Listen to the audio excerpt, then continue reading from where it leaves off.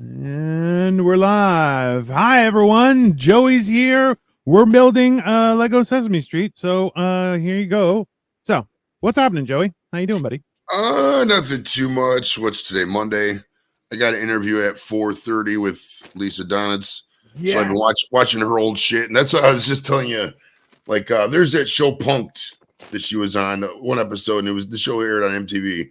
And I never really watched the show. It's not really my style. I don't like it. And not gonna lie. I'm gonna tell this to Lisa. I'm gonna tell this exact question. I'm gonna frame it exactly like this. That show kind of was fucked up. I mean, making people feel that uncomfortable for no reason, like just to get whatever. I didn't the whole time watching. I'm looking at because the premise of the show is Katie Holmes is called in for like some kind of job interview or reading or whatever for a role. Right. This is like 2003, and the guy's sitting there, and Lisa Donitz comes in, gives the guy a kiss, and just walks away. And then 10 minutes later, his fiance walks in, and they make it all uncomfortable. And it just, it was the attack. I don't like that attack style. I just don't. That's not my style. Yeah. Well, see, that's the thing is like, I'm all good for a good prank. No problem. Like that's an enjoyable pastime. Sorry, guys. I'm just looking up something quickly. But like, if you're going to take it that far, you're like, hey, you better be paying somebody money or something, or otherwise it's going to be fucking weird, right? That reminds me of, there's a friend of a friend. I'm not going to name any of them because I was not even talking to these people really much anymore. But this dude, once they were out at the bar, and I guess the guy was partying with him. They took his phone, or I don't know if they called his mom's house. And this is so fucked up. It's hard to say, man. They called his mom? Called his mom and no, dude, this is going to be bottom of the barrel level horrible. In the next sentence, they say they called his mom and told him that he died. What the hell? Right. Jesus Christ! Like honestly, that is fucking hilarious. But also, you can't like you need to know the mom. Right. She doesn't have a heart condition or she knows that you're fucking with like something like that. Because bro, I've seen people like. Grab their chest and you're like, you do not want to be in that situation. Bro. That's like your phone dying and me messaging Victoria on Facebook like, yo, I'm sorry to tell you, but Dino got in a car accident. It's something horrible. You know, it's unfathomable. You can't be doing shit like that.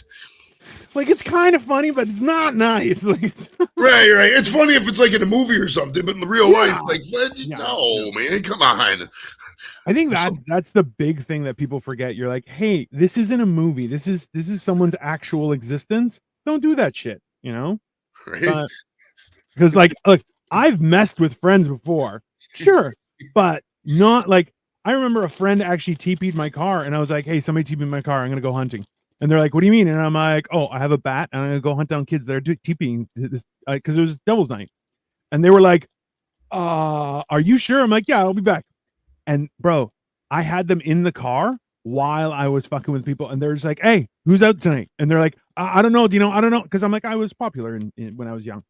Bro, they were shitting their pants because I'm like, I'll beat somebody. I'm like, oh, you TP'd my car? I'm going to beat you to death. And they're like, oh, this went way too far. I found out from other people, and I'm like, I just never said anything until it was like, oh, well, I'm a good person. I'm like that time you TP'd my car, and they're like, you knew? And I'm like, I know everything. Don't fuck with me. I will ruin your existence. It's just, you know, but that's the thing. Like people just, oh, well, it was a joke. I'm like, that's fine. What if I beat a kid to death? Would it be a joke then? Is that how that works? Because I'm crazy. What's up, Captain? We explain a few things. Interestingly enough, okay, Captain, and this is just for you, okay? So, Kyle's here. Hey, Kyle. Sorry, I didn't hear the beep. October 2022, okay, I was 400 pounds. And in the past, when I was 500 pounds, I would tell a joke how a lot of people are afraid of walking into traffic. Okay. Kyle is one of those people who's not afraid because he's a big guy. I too, being 500 pounds, no problem. I'll just walk into traffic. Why? Because if I hit that car, there's a good chance I might bounce, but that car ain't going nowhere. Okay. That car is going to have problems.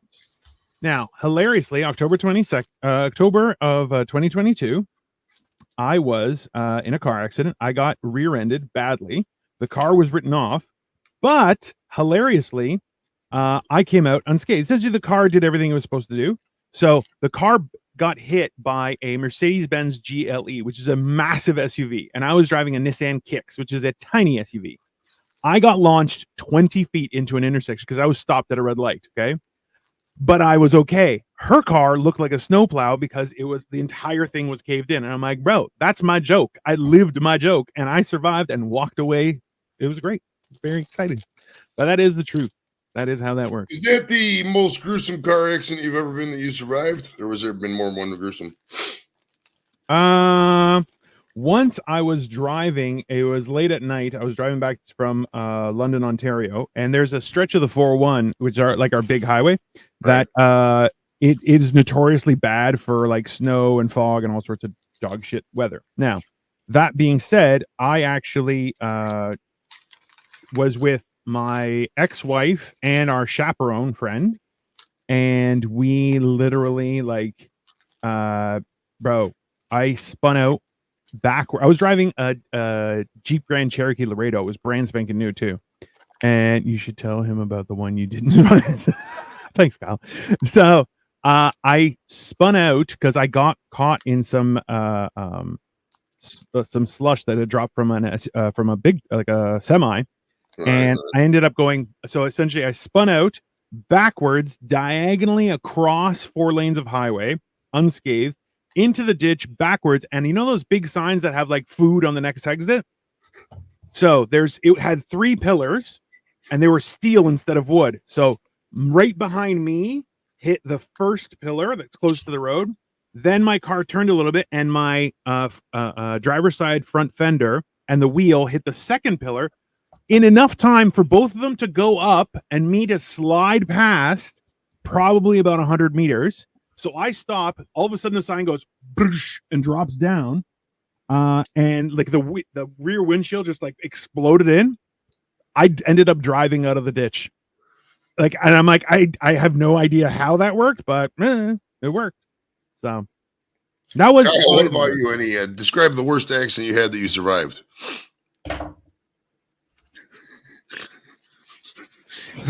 He shit his pants. No. Yeah, I'll tell you about all the accidents I didn't survive. You left. That's good. No, well, one, I was making a left and some douche, so I was before the left-hand turn lane, but you can't really get into the left-hand turn lane without illegally passing me. So I'm taking a left. I looked. I don't even know where this fucker came from, but he hit me and I spun a bit. But that wasn't even that bad. Like, it was just annoying because it was my fault. So, deemed my fault, anyways. Yeah. But it was Brampton, so the dude was headhunting for fucking fake insurance, anyways. Oh god. But one time I was like, I don't know. I was driving.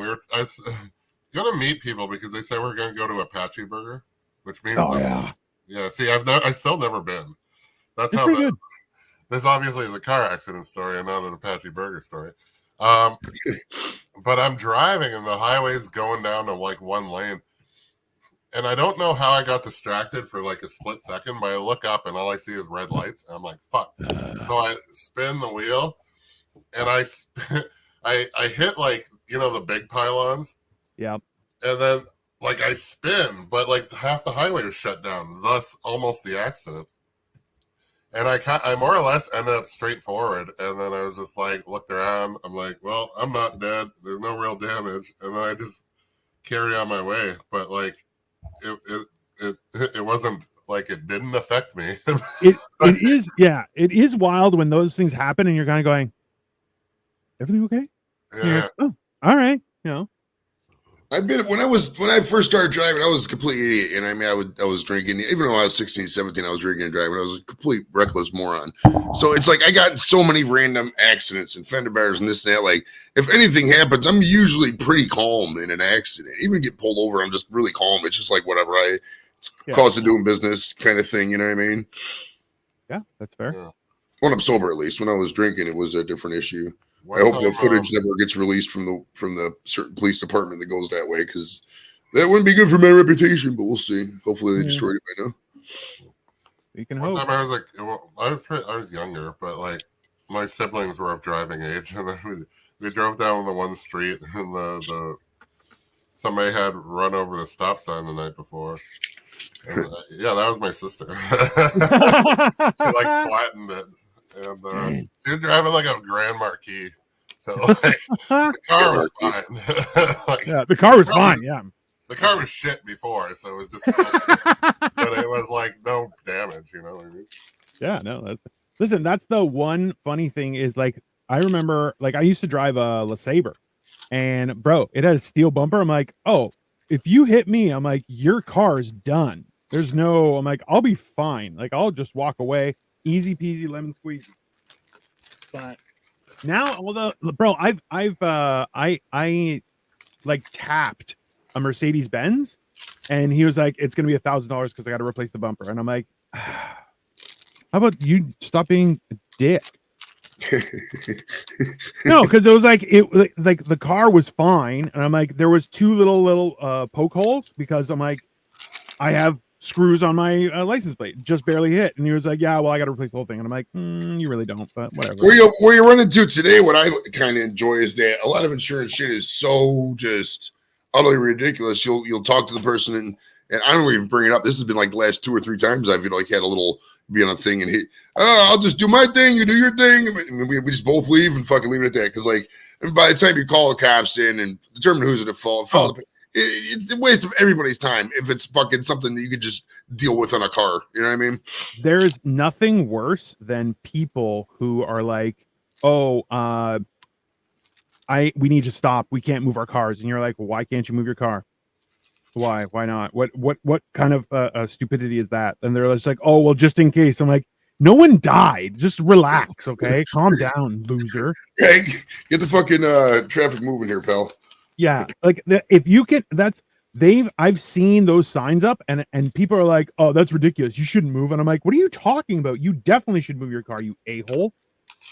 Never leave your car in the middle of the road. Just move it aside. Everything can be handled afterward. Unless someone's died. If you can't move or the car can't move, sure, that's understandable. That's reasonable. But if it can, get it the fuck off the road, you dipshit. I think it was Honduras was a country where by law they couldn't move shit until they got there. So like if they got an accident, the traffic would just be backed up forever because they wait till the cops get there, kind of thing. Yeah, but that's insane, right? Like, oh, for sure. That people are like, oh yeah, that's what you should do. You're like, get the fuck out of here, get out of the road, you idiot. I think there are too many people that think that way, though, too. And they're just like, yeah, just do whatever. You're like, no, absolutely not. People have lives to live. Get the fuck out of the way. Mind you, I say that just walking down the street. Well, yeah, Walmart, bro. I remember seeing a TikTok where some lady was like, I was the prettiest girl in Walmart. And a guy's like, I've been the prettiest girl in Walmart. So that's really not an achievement. No. All right. I've been the only white person in Walmart. That's all the time. And now our little Sesame Street house has a door. Exciting. There. So, what do you guys got going on today? Other than hanging out with my super cool Lego build. I've been, I don't know. I'm trying to convince myself. I don't know if I'm trying to convince myself I am not sick or that I am. But I'm confident that I am.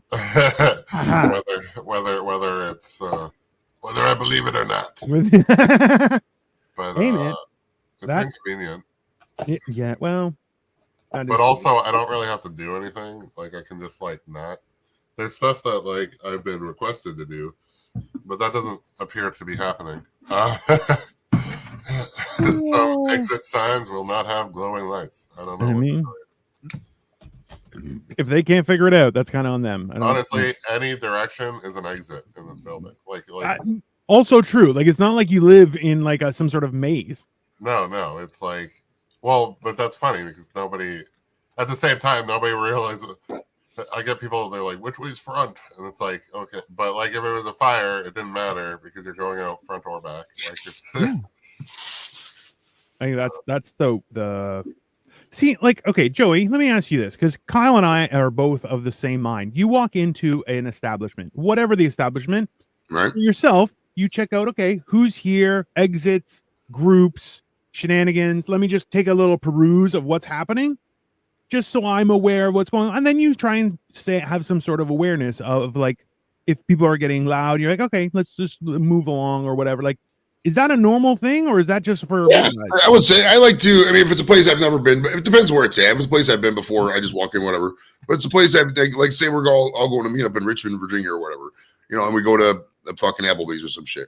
I want to see if there's a patio or back area. See if they. I want to know where the stuff's going on. What if the bar is boring because everybody's watching a bowling match, but over here there's a bachelorette party and they need people to make out with or something. Not that happens too often, 1 out of 200 parties, but like I want to know, so I got to take a look. That's totally sane, bro. I mean, like that's a reasonable thing. You're like, I'm just gonna go check out see what else is going on.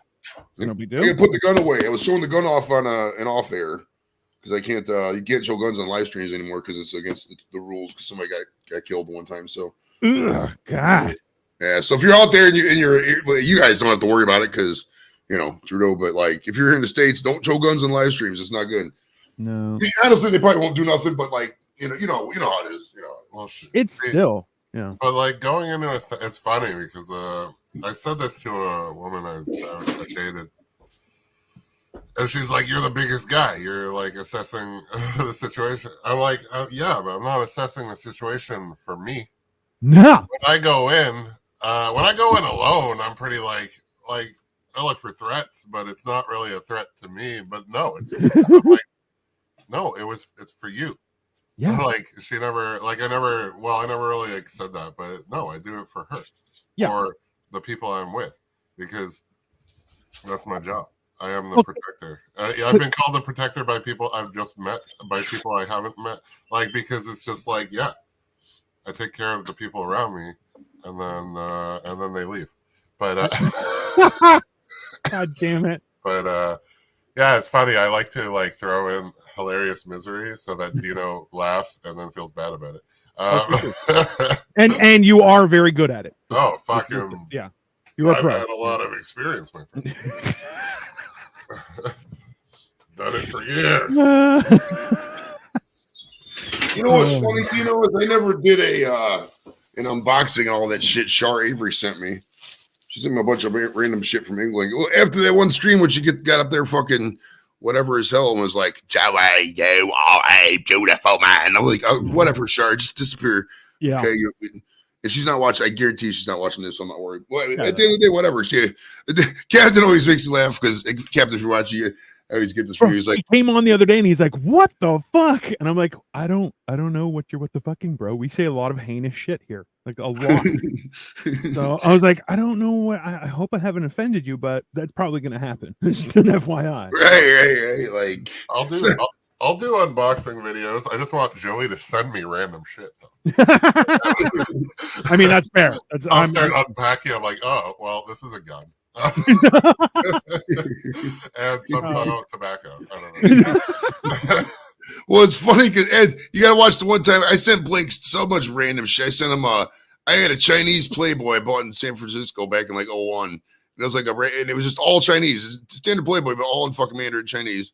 And I sent him I sent him a t-shirt, a jersey he liked, just a couple of random ass shit. It was so fucking funny. It was so funny because I got like random advertisements because I go to a lot of places. I will send people shit like this. Save, whatever, the Turf Tech Solutions, turftech.pro.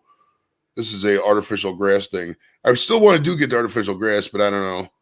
I don't know because I don't like know anybody like my income bracket who has this kind of shit. So I don't know if this is a good idea or not. I don't know. Let's see. I've heard things about fake grass. Like it's gotten a lot better than it used to be, but at the same time, you're like, is it good? Probably not. But in Toronto, I don't know if it's Toronto. Anyways, this sounds like us. They started like it was illegal or became illegal or some shit. Like you weren't allowed to install it for some fucking environmental reason. I don't even remember why. Yeah, because they want more. They want to pretend that they care about the environment. When you're like, okay, so shut down all toxic industries, and also gas stations have to pay through the nose now. And they're like, oh no, we can't do that. Be like, okay, then what are you talking about? Grass isn't even like it's an environmental like plight. Like lawns are not good for the environment. So no, it's better to. And I was actually thinking of doing in the backyard was to start spreading like flower seeds in the grass because it'll kill your grass, but it'll grow essentially just like little flowers and clover and you're like, you never need to cut it anymore. It's really good for the bees. It's great for the planet. You're like, yeah, why don't we do that? But yeah, what do I know? Yeah. So one time I was like, it was funny. I had a bird feeder, and then underneath there, like all this, like the grass was all plush, and then like everything, and then like I think I had corn growing. Like it was insane because they would just knock it down. Yeah. And then everything started growing, and I'm like, oh well, that's good. And then fuck. Why not? Like we got a bird feeder, and actually we got to buy some bird seed for that. But like, it's like the birds are great, and they just come around and start. There's less mosquitoes in the area. Like there's a definite benefit to that shit. Well, you've seen my let's say back area. Yeah. And, let's say it's more unique, and we will not explain any further. But we have like a lot of like, but like we do have a lot of cardinals here. I don't really see blue jays, but only at the Rogers Center. Anyways, and I can't afford that. Yeah, but, nobody can. But not when they pay to try to have a good team, and then go by the gazebo and stuff. We have rabbits back there though. So. Oh yeah, lost, yeah. Oh yeah, all and then especially since it's illegal to like treat your lawn, and I'm like, yeah, because that's how I like the animals alive. And then we it was funny. I took photos of ones for there was a woman online. She had a rabbit, and I liked her. And but anyways, I showed her a video of the rabbits. So I'm like, it's hard to catch them during because they move fast.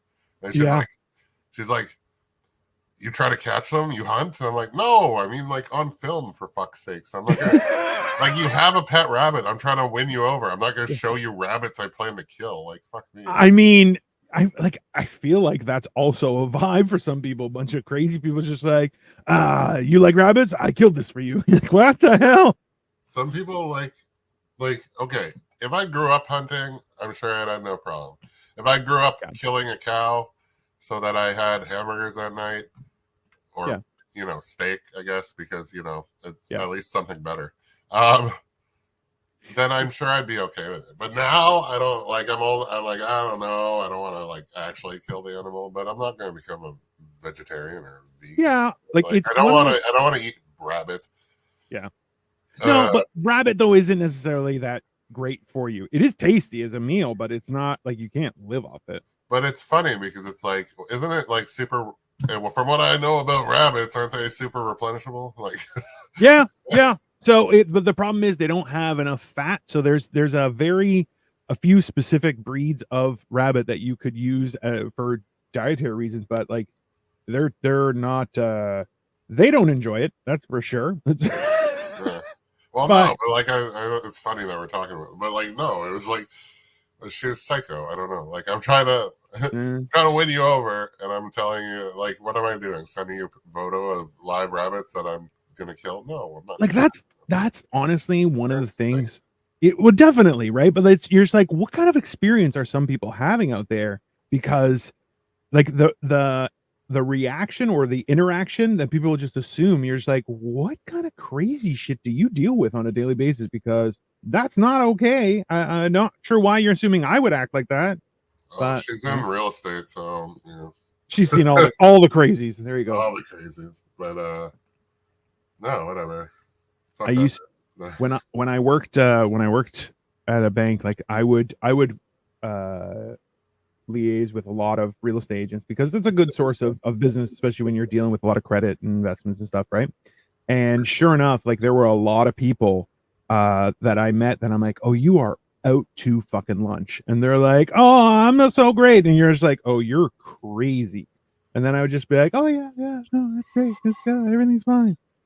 And they would bring me people and they're just like, oh, Dino's the best. And I'm like, that's true. Your real estate agent's crazy. And they're like, really? And I'm like, oh yeah. And they're like, is that just real estate agents in general? I'm like, kind of. Like there's a definite like a distinct type of person that loves that. And it's weird. But hey, what's the amount per stamp? Like how many ounces per stamp do you get? We are Canadian, no clue. I haven't seen fucking thing, no? Okay, Google. How many ounces of mail can you mail per first class stamp in the United States? I'll have the answer in a minute because it's listening. 3.5 ounces. On the website USPS.com, they say one price up to 3.5 ounces. What do you think 2 cookies, a plastic bag, and an envelope weighs? You think that's more than 3.5? I should probably put 2 stamps on that bitch. Yeah, just in case. Stamps I don't know, but I found these. So my Google is telling me how many stamps I need. Oh, that's good. Google's always listening, just in case. For ounces of, which is of whatever. Wow. But yeah. Hold on, what was the answer for how many ounces can you send? 3.5 ounces per stamp, I think. 3.5 ounces per stamp. Oh, that's fine. There's no, but she was like, I don't know exactly what she did in real estate, like an agent or whatever.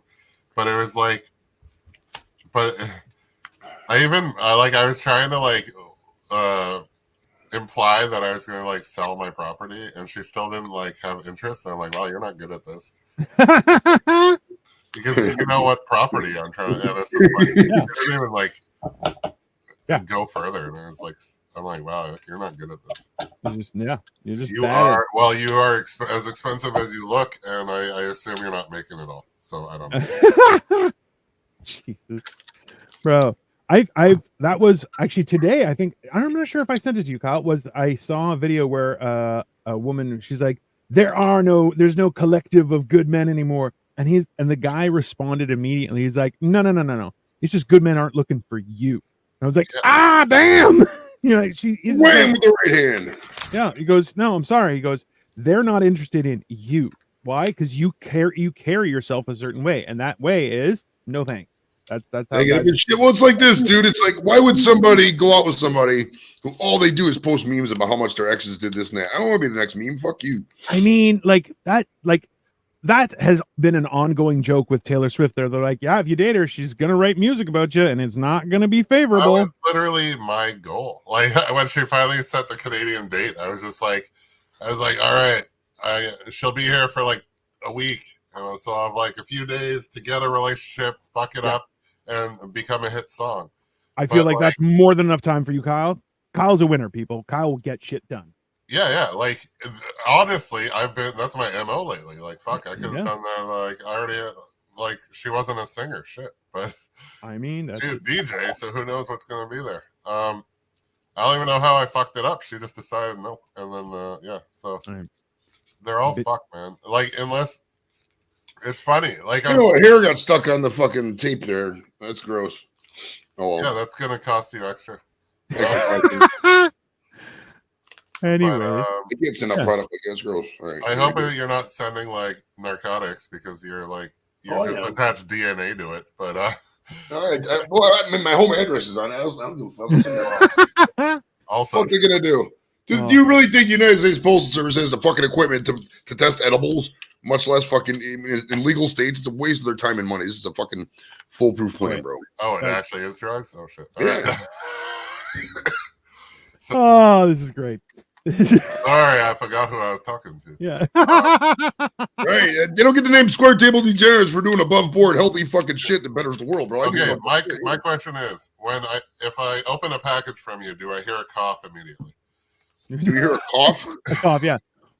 Right there, right in the thing. Yeah. I think that's like back in the day in the Scooby-Doo things when they like burp into a bag and then fucking open the bag later, the bag like, kind of like that. Only like, you do it into a mic. So I think I've gotten better because these things, what I do now is I take these little adverts I get from either the mail or, trade shows and shit, and I just pack them that way the fucking, the narcotics can't move around and shit. They're all just stuck, breaking a bunch of pieces. Yeah. So it's good. Nice.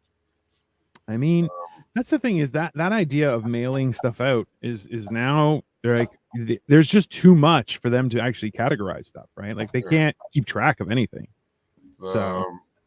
And you got to justify jobs too. I mean, the Postal Service provides jobs. If they're delivering drugs, fuck it, it's jobs for somebody. I have a question for you guys. Yes.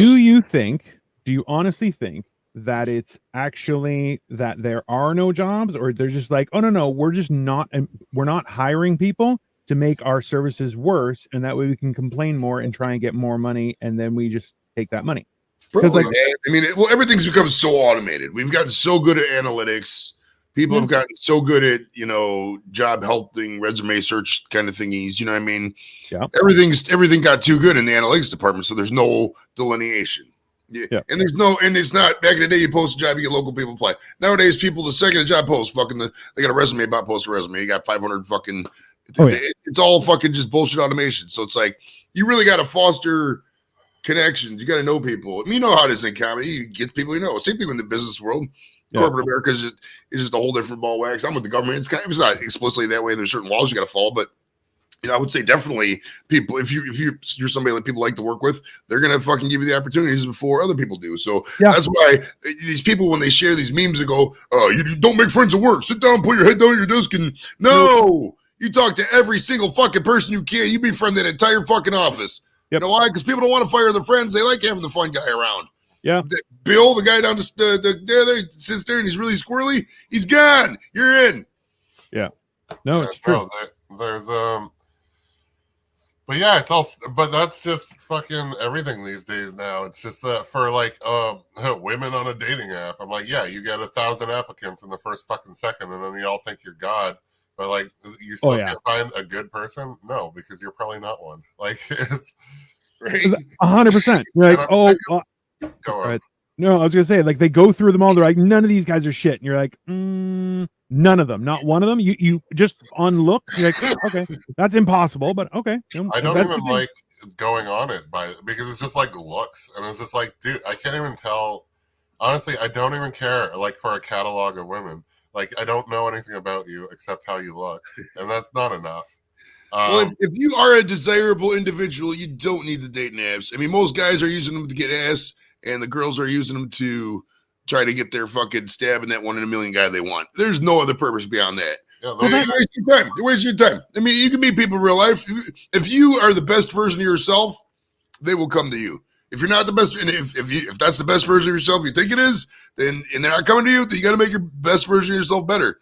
It's usually you that's the problem when it comes to not too high expectations. You got something wrong. Nobody's telling you that kind of shit. 90% of the time, it's that person's fault if they want. They're not getting it. Bottom line, that's my opinion at least. I have been working with the understanding that I was the problem, but I don't know. Last two, pretty sure it was them. Yeah, but that's also too is that like this is also your first or most recent foray into that environment too, right? So you're trying because you're definitely right. Is that those two were 100% not ready for whatever? There's a very good distinct conviction.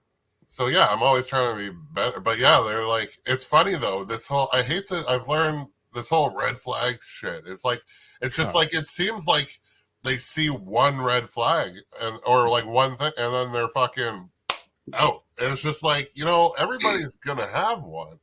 Like who is this perfect person? And if they're perfect, like I've seen your red flags, and quite frankly, you're not worth them. Like they're not coming for you either. Like people got all this list, and they just assume that everybody's gonna want them, and they're this perfect person when there's giant elephants in the room that they are not talking about.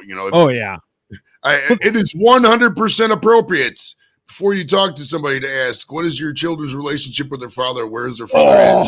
100%. First fucking question you should be asking. But you should honestly be stalking their social media to begin with, but that's the first fucking question you should ask. I mean, assuming you're dating women with children. Well, I haven't yet. So, But you can even turn that around for someone who doesn't have children. But what's your relationship with your parents? Mm-hmm. Because listen, there's some parents who are dog shit. That's fair. But also too, not all parents are dog shit, right? Like even the decent parents will screw up. Great parents will screw up. That's a realistic thing. But everybody's coming out screwed up, But like I'm like, a good parent just did. It just happened less, Like you're a little less fucked up. A little like that's one of the funny things when I'm like, oh, I had people will talk about their childhood, and I'm like, oh, I had a great childhood. It was spectacular.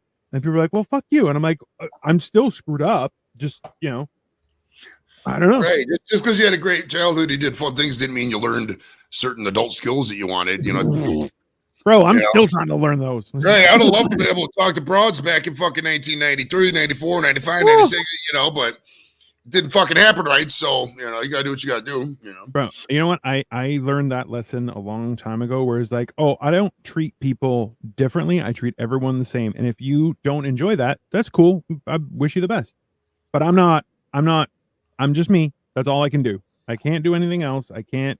That's why people are like, oh, you got to tell them this stuff. I'm like, oh, I don't lie. I'm not going to lie to convince somebody. Like, I love when people are like, bro, I've been seeing these lately where a woman's like, my husband caught me cheating and now he's kicking me out with my kids.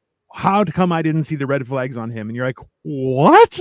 You cheated and he kicked you out and he's the bad person in your mind. You're like, okay, sure. That's the problem. It's just happening. It's like, oh, he didn't do this for me, so I cheated. It's just like, well, were you sleeping with him? Like, you know, like, fuck, like, yeah. I don't know, man. It's just like, I'm sick of men taking all the brunt of shit. And it's just like, well, it's the instant gratification society. Everybody and people need to conflate people. And here's a news fact. I know women watch the show, but if you're out there, you know, guys will literally say anything to get what they want. If they, anything. You're so beautiful. You're the hottest chick I've seen in 10 years. See how hard that was? You can make that shit up, bro. You know, once we fuck, we aren't trying to hear what you have to say. Oh, I mean, that's the thing. If the pussy's good, we'll play along for a little bit. But you know, once we smashed, I don't care. If you don't respect me, I don't give a fuck. Whatever, do what you want, baby. I didn't in the first place, so we're good. But that's the thing. I'm not Joey. Like I want. Yeah, bro. I had the same thing. I'm like, oh, you guys know that all those guys are lying, and they're like, no, we're soulmates, and I'm like, okay, oh, why did he just ghost me? Because all he wanted to do is have sex with you. That's that. No, but I think I freaked her out because it's like I even like. No, I'm like I that wasn't my goal. Like no, yeah, that's obviously I want to sleep with her, but I'm like anybody I'm dating that you should assume. But like I'm not like, but like no, I'm looking for like long term. I don't want that. But and they have no idea how to interact with that. They're like, oh, you're like looking for a partner. I'm like, yeah, I'm looking for a partner for the rest of like, bro. I remember how freaked out Victoria was. Like our first year anniversary. I'm like, okay, so what are we doing here? Is this going somewhere? And she was like, I'm supposed to be asking that kind of stuff. I'm like, well, time's wasting, so let's hammer out this plan. It's like it was. I'm like, yeah, no, what's happening? I don't understand. I'm like, let's talk about this because are we going somewhere or not? What's the deal? I think a lot of women's problem is they try to take these guys that think that every guy is willing to change. Guys don't want to change.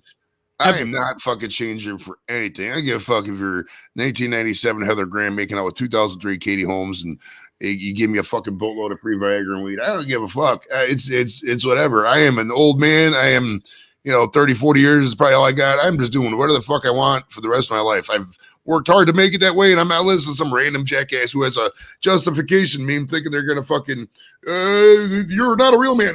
If you don't think I'm a real man, that's fine by me. I really don't give a fuck. You know what I mean? Real man only do with one woman. Fuck you. Real men do what the fuck they want because they made themselves a real man. Bottom line. Bottom line. Throughout history, look at all the real men. Elvis, all these royalties, all the people, every one of them did whatever the fuck they want. Banging broads left, banging broads right. Ain't less of these fucking memes and jackasses. They did whatever the fuck they wanted, bro. I mean, that's kind of real, right? Like the idea that people don't realize that you're like, yeah, that's how things were. Like we've been trying to explain that I think for too long, and now it's just like, you know what? You can't. It's that whole idea that you can't. A bee doesn't take the time to explain to a fly that honey is better than shit. You're like, yeah, sorry. Oh, you don't like that? Good. Have a great life. See you later. But it's funny when they want like, oh, I want this high value dude, or and it's like, oh, you want to date like a hockey player? I'm like, hockey players are notoriously like fucking people in every city. Right, literally, they travel and fucking they get a different broad in every fucking. Yeah, and it's just like it's not even like it's like pretty much a known fact. It's just like you do realize that is your compromise, right? Like I'm like, you're gonna have a good life, but he's gonna fuck whoever he wants, and then you're probably gonna try and steal his kids down the line. On the road, at home, doesn't make a difference. He's gonna do what he wants. Whether you're either gonna stick around for long enough or try to take his kids and fuck off. Like it's just yeah. But And then it's just, I want a rich established dude. I'm just like, that's good. You are property then, and that's all he'll ever see you as. Right. Do people not realize that? Like, do they not know? You're like, yeah, if you want that, like, because he can just buy someone. You understand that? Yeah, like, right? he doesn't care. Like, he can just get another you.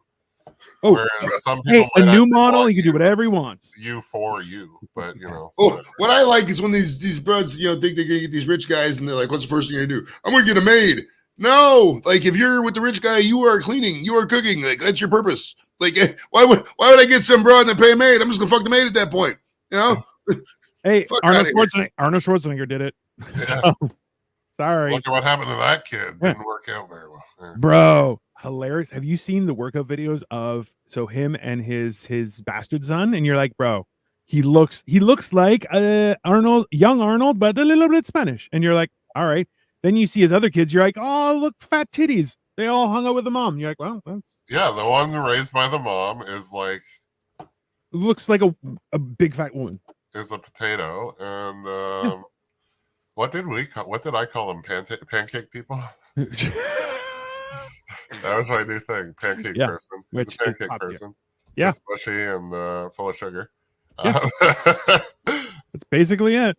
Yeah. And then it's just like, man, I don't know. Like, it's funny. Like, I didn't have both my parents are shit. So, it's like,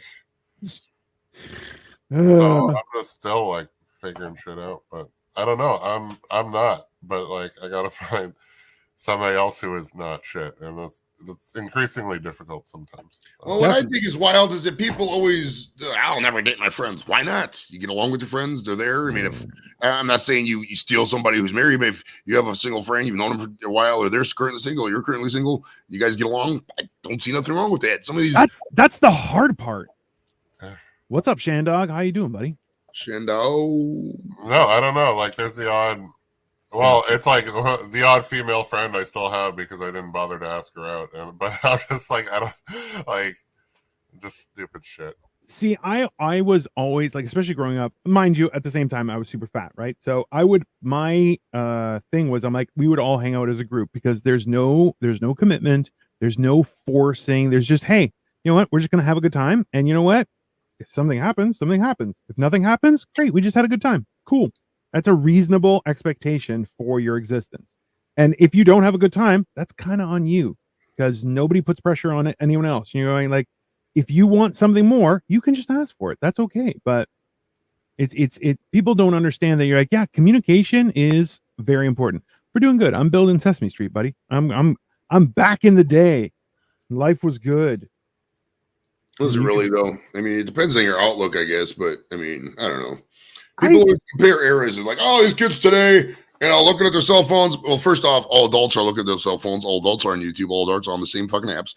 Yeah. But back in the day, you get in the train or something, the bus. People be looking at the newspaper. It's not like fucking there was this giant social organization hierarchy of people talking about awesome things. People tend to ignore strangers in most settings and bury their self in something. In magazines in a waiting room, phones now in a waiting room. It's literally the same thing. You want to hear something really funny? Was back in the day, like, so when I was a financial planner, I would constantly have to be taking courses. So I would take the subway to work, which ended up being like I would take a short bus to the subway, but I was at the end of the subway line, and I would go all the way past the middle of the city and even further. And so I'm like, it was like an hour that I was on transit. So I would have like a textbook for whatever I was studying in my jacket. I'd pull it out and just start reading. And I'm like, that was easy because I'm like, it's 2 hours every day of me reading. And either way, I'm not doing anything because, we're on the train. But like, people just be looking at me and they're like, oh, you're just reading? And I'm like, yeah, what else am I going to do? And it would actually be like, oh, what are you trying to read? And I'm like, Wealth Management Essentials. And they're like, what is that? And I'm like, none of your business. That's basically it. If you don't know, it's not for you. Yeah. Oh, you know how many times I had poor people come in? They're like, I need an advisor. I'm like, okay, well, what do you need advice on? They're like, everything. You're like, well, that's called therapy. You go have that and then come see me in like 6 years when you have a real job. That'll be great. Thanks. Hey, it's like any financial advice. Well, you have to have finance to have financial advice. Like if you have no financing, I can't help you. Well, your job was financial advice. So. Yeah. It was always one of those things where I'm just like, okay, well, I want to help, but at the same time, I only deal with people who have money. So kind of in a difficult position there, guys. People, I don't know, they're so whatever. People are so lame. I was like walking, so we were walking to the shuttle, and I'm just like, it'll be interesting being on the long bus for once, and like only the prop dude's like, instead of the short bus, I'm like, you got it, buddy. He's like, that's hilarious. I'm like, yeah. Why am I in a room full of people who are stiff and don't understand? But like, whatever. It's just actually, you know what? I want to, Kyle. You probably understand this more so than other people. Is that like, especially some people, young people who are actors and stuff, like they have a problem interacting a lot, like normally, and they're like, you can tell them like they're just weirdos sometimes, right? Well, like you've met the drama club people, right? Yeah. Well, they grew up like they're the same. Yeah. Like they were awkward then; they are also awkward now. But it's like, well, I don't know. Remember Molly? Anyways, yeah. There's some that are just like, but like, I don't know. I do a lot of background. They're normal people too, and but nobody's normal. You know, like everybody's. That's fair. Like interesting, and like I find, and then look at like how do I find my type when it's like there's nothing to say that, but then I end up with like the exact same woman. It's you know, well, also too, the older you get, the more women there are. I mean, it's kind of wild, to be honest with you. Maybe that's just me experiencing life as a guy in a city who has a higher income than most people, but. I say that stoically, but I mean, it is what it is. A lot of people in Cleveland are broke. I mean, look at half the friends we know. They're like DoorDashers and shit. You know what I mean? if you got two guys, one's, an established guy at the house, and the other guy is a DoorDasher, you're not really looking at their marital status. You're just going to hit on them regardless. You know what I mean? It's easier to break away the guy who has the house than to fucking train the guy who's a DoorDasher. You know? That's the way they look at it. It's easier. You're not wrong, but... Man, I gotta make that DoorDash money one day. But I mean, no offense to Clay, we pick at him all the time. But how can you like go up into a thing and try to stick out amongst all these people and be like, "Oh yeah, what do you do for a living?" I'm a DoorDasher. The hard part, Joey, is like that's become a norm, and that's like we interviewed a guy who like used to be like he was at like the Comedy Store, like he has his picture on the wall and he's like, all right guys, this has been great, but I gotta go back to work. And I'm like, oh, what do you do? He's like, I'm a DoorDasher. And you're like, you're a 65-year-old man, what the fuck are you talking about? But like, it's just, they're like, well, I don't have to apply, I just click and I'm now a DoorDasher. I'm like, oh, that sounds horrible. People are gonna hate me when I'm retired. Like people I graduate with, they still gotta work and shit, because I got so many retirement incomes coming in, bro.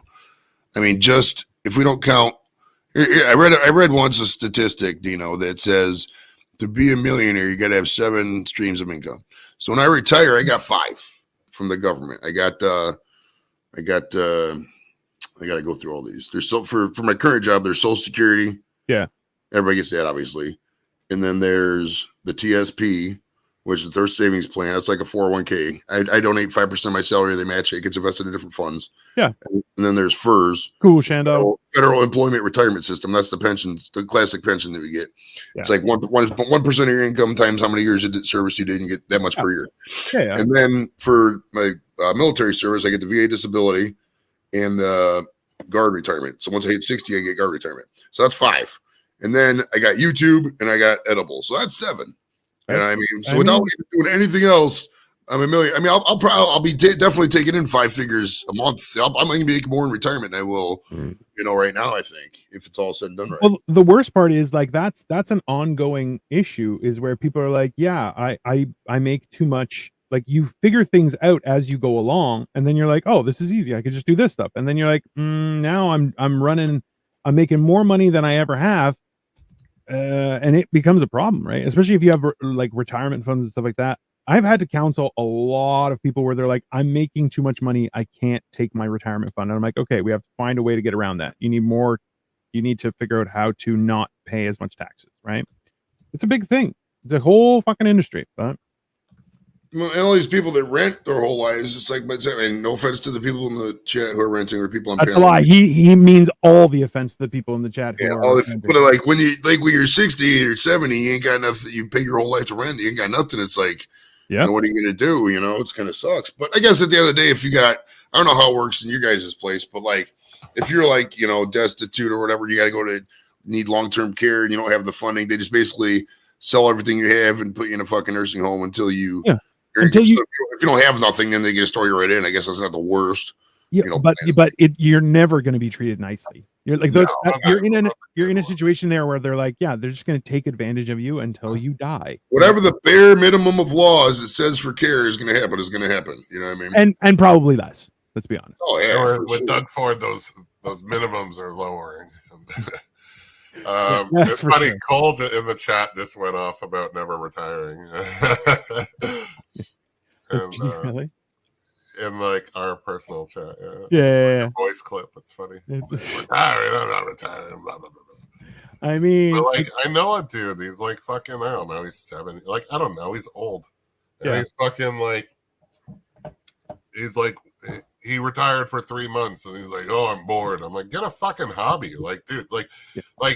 Hello. He works in a restaurant during the summer, and he's like, "That's what I like. Like, it's his restaurant. Just open it." I'm like, "Great," but then he's working with me outside in February in Canada, and I'm just like, "Do you not choose to like not do this?" And it's just like, "Oh, I gotta do something," and I'm just like, I went to lunch with Shane, and he's just like, "Yeah, I'm not gonna be that guy. Like, I want to retire. I want to retire now. Like, I just want to do the work I want to do, which is like this shit, acting, you know, that stuff." Yeah. Like, and like I have some investments that I feel are going to turn around this year, and hopefully make that all a lot easier. But in the meantime, it's just like, I don't know. I'm surviving so that I can do the stuff I love. But like, I'm not out here to do some shit job that I just like.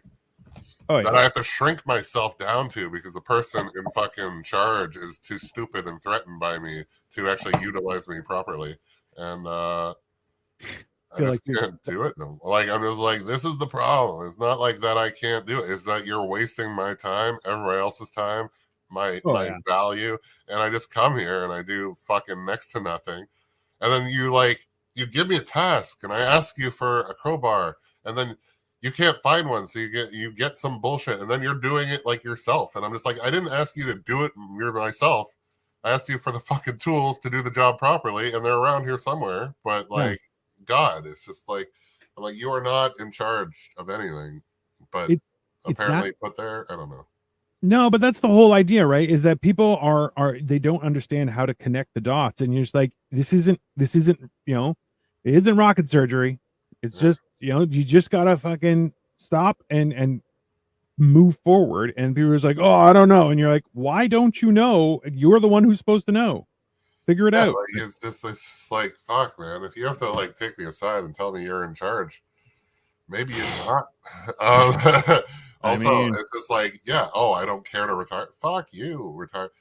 Like, I'll retire. I'm technically kind of retired. I know, you're retired right now. I retired yesterday. I have no money, but I'm retired. Fuck you all. Like, yeah, that's the way I do it. Yeah. No, but I don't have any money, but I get jobs and make like a bunch of money at once, weirdly, and then I'm poor. And like, I don't know. You gotta learn how to live with reason and shit to do. And like, everybody's like thinks you should be busier, and it's just like, I don't know. Like, if I could achieve all the same thing without trying as hard and with like, then why the fuck would I? Like, that's not that idea where people are like, "Oh, I paid you to fix this thing, but you only took 10 minutes." Yeah, because I have experience and I know how to do stuff. That's not on me. That's on you. You know?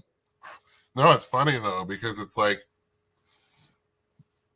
my going out to try and impress people is so like non-existent to a detriment. Like, I was talking to the girl I was. She's like, you should have like a portfolio, because I have like these articles that were published that I don't even have copies of because they shut down the website and like all this other stuff, like just lists of accomplishments. And it's just like, yeah, it's cool. And like, it was cool, but it's now done. Like, I did it and now I'm okay with it, and now I move on to the next thing. But everybody wants to be like, I did this wonderful thing, now let's look at it forever. You know, like, oh yeah. Which like, I think that's the real trap, though, right? Is that because you get wrapped into your own thing, and you're like, yeah, but you have to keep on going, right? Like that's like it's the same reason that people like the cast of Friends still works. You know, like they don't need to, or they end up dead in a hot tub. Like it's like fucking. Thanks for doing that. That guy probably never got off drugs, huh, Matt Perry? I don't think he ever did, bro. Well, he did at times, but I don't know. Like, you know how it is with some people, bro. They'll like pretend they're off and then they're never really off, kind of thing. That was probably the case with that guy. I think Trudeau killed him, but I think so. I feel there's the strong evidence towards that. All right, so I haven't paid a credit card bill in like fucking since 2018, and Capital One's sending me pre-qualified offers, so they're fucking obviously idiots. Yeah, don't do that. Oh, I'm not gonna get up. Just curious what the fuck this says. Just so you guys can see this is Ernie's tub with a rubber ducky. 27.74% interest rate. Jesus. 27 interest rate? Jesus. Well, that's what you get when you don't pay your credit card bill in 20 years. True that.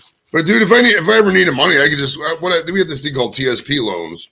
You basically get a loan against your savings plan. You just pay it back with 2% interest over a period or whatever. And I could take up to half of that, so I can get fucking, I don't know, take me a couple days, but I mean, I'm sure it's like I could get like 60,000 or some shit. I really hey, that's the difference. Is people like when you belong to a larger organization, there are a lot of benefits that aren't part of your pay. So things like certain insurance you get discounted on, certain lending you get discounted on, certain other things that like there are always benefits that people don't realize. And you're like, that's the advantage of where you gotta read. You gotta read shit. Okay. If you don't read your shit, you're just gonna fucking fall apart. Yeah, like I could technically although once again I haven't read and looked into it, but like I could get like health insurance through my like college. Yeah. That I went to like fucking decades ago. But where'd you go to college, Kyle? George Brown. Okay. Remember culinary school? Oh yeah. And then business. Mm. Wow. I went to Sheridan. Kyle the cook. I went to Kent Reed, Kent Wright, Kent State, baby. Jesus Christ. I feel like Joey, you're somebody installed some sort of megaphone into your face, and that's just how you operate, which I love. Don't get me wrong. Funny because I'm usually accused of that. You're 100%. I'm the quiet one, which I'm like, bro. You know how many times I've been told to shut the fuck up? But people are like, you're too loud, and I'm like, that's just me. And you two make me sound quiet. The problem is I'm too loud and inappropriate at the same time. So. Is that a problem? Or inappropriateness is a relative thing, dude. Like, I mean, who's to say? You know, if I say what's appropriate, you know, what if Dino thinks something is appropriate? You know what I mean? It's just the same thing with comedy. The same thing with appropriateness. Let's be very clear. I'm the only one who has the right to be like, yeah, that's appropriate. The rest of you fucks, absolutely not, are not making that stand. Well, I didn't die in Iraq to fucking not determine what's appropriate or not, okay? So I got the right to say that. That being said, it's usually the people in power who say you don't work here anymore. That are judging my appropriateness. And even when we were sitting and holding at work, it was so funny. It was just like the odd time I had a thought, and I'm just like, yeah, I'm not going to say that. And they're like, no, tell us. I'm like, you've heard the things I'm willing to say. If I have to vault it, it is fucking necessary. Yeah, that's for your benefit. Okay, Yeah. that is. I'm like thinking of you. That way we can still hang out together. Yeah. All right. Jesus. So here is so far we have Ernie almost died. You epic failure. Here. Okay, so we have that's the house so far, and then we have the internals like that. We have a bed on the first floor and then a bathroom on the top floor right over it. So if you fall through the tub, you're going to kill the person whoever's sleeping. But don't worry, because there's no stairs. There's no stairs, yeah. It's God. Oh, yeah. We actually got so the last few weeks, I told you guys we went and saw the extended Lord of the Rings. So we started with Return of the King and then did Two Towers or Fellowship, and tonight we're gonna go see Two Towers. I'm very excited. Very excited. Interesting. Yeah. I'm not gonna lie. I'm gonna go my whole life, and I seriously doubt I ever see the movies. We saw back in, and I know this is not in the original trilogy, but there was this movie called The Hobbit, and we saw that in the theater. Me and the kids. It was like, fuck it, we'll give it a chance. There was really nothing else playing that day, and I just, I'm not a fantasy and realm guy. I just don't, I'm not an imagination kind of thing. I was never into Dungeons and Dragons, that kind of shit. Yeah. Shit just doesn't make sense to me. Like, seems like every problem they have, there's always a situation to get out of it. There's never any fucking real conflict. It's always just whatever that you can't follow. The Hobbit is like work. Like, much worse. Lord of the Rings, I watch. I can't even watch The Hobbit. They start singing, I start turning off the TV. Like, that's hands down the worst version. I don't know. Yeah. The Lord of the Rings, there's a few parts, especially in the Lord of the Rings, where you're going, fuck yeah. It's pretty wild, right? Yeah. But also, like, I'm watching the extended edition, so it's like 3.5 hours. But because I've already seen it, I'm like, I can just get up and go to the bathroom and come back. I'll just time it for when is a good or a better time, Well, Yeah. I'm not going to miss all the good stuff, that's for sure. Like, if Liv Tyler's there, you probably have a minute or two. I'd probably... It's funny because I feel like she's so like underrated. Like, she's always been good and stuff, and she doesn't get a lot of. She's not in a lot of stuff, but it's just like, fuck, she's in Lord of the Rings. Like, I don't know. Do you think she has to though? I don't think she does. Well, no, like nobody has to, but like. No, but I'm like for her, like she's also Steven Tyler's daughter, right? So it's like, yes. I feel like she could just take it about the money. That's probably not. But it's like, because she's Steven Tyler's daughter, she's probably only in a few things, right? Like, but like, I think she's like qualified to be in more. Oh yeah. See, I liked her better than Evangeline Lilly in The Hobbit. I'm like, yeah, no, she was hands down way better. What about Alicia Silverstone? What the fuck's she doing these days? Well, she had bad skin, and yeah, I think she got gigantic or something. Who knows? I don't know, but like Liv Tyler's big, and Jennifer Love Hewitt's bigger now too. And... Hey, there's a chance. You know what's wild is that, and I know that you're gonna roll your fucking eyes at this, but if one or two things happened in life, there would be certainly one would have to be, obviously something would have to happen to the wife to make me single, but. If one or two things happened after that, there would be a world where I would be dating minor celebrities and stuff like that. There really would be. And I know you're rolling your eyes at that, but like, for example, there's a singer named Tiffany. I think we're alone now, whatever. Yeah. I'm not saying people in that realm, she's definitely in play for somebody, of my stature. I mean, well, but that's the thing is that's because like, let's call it as it is, right? Like she had her time in the light. Right. She's no longer in the light. Like that's, and that's why, like, that's just getting older, right? She's alone now. Yeah, especially. I think it's not just a thought. She is definitely alone now. It's not just a thought. Yeah. I think you're alone now. It doesn't look like we're going to be going into town. Yeah, that is. No, like, I don't know. She resurges every once in a while. There was a show a few years ago with it was old performers, and it was like the whole thing is, can they perform today? And she was on it. She did good, but like, who won it? Of course, it was like Vanilla Ice with his updated Ice Ice Baby. Like, he refused to play the original.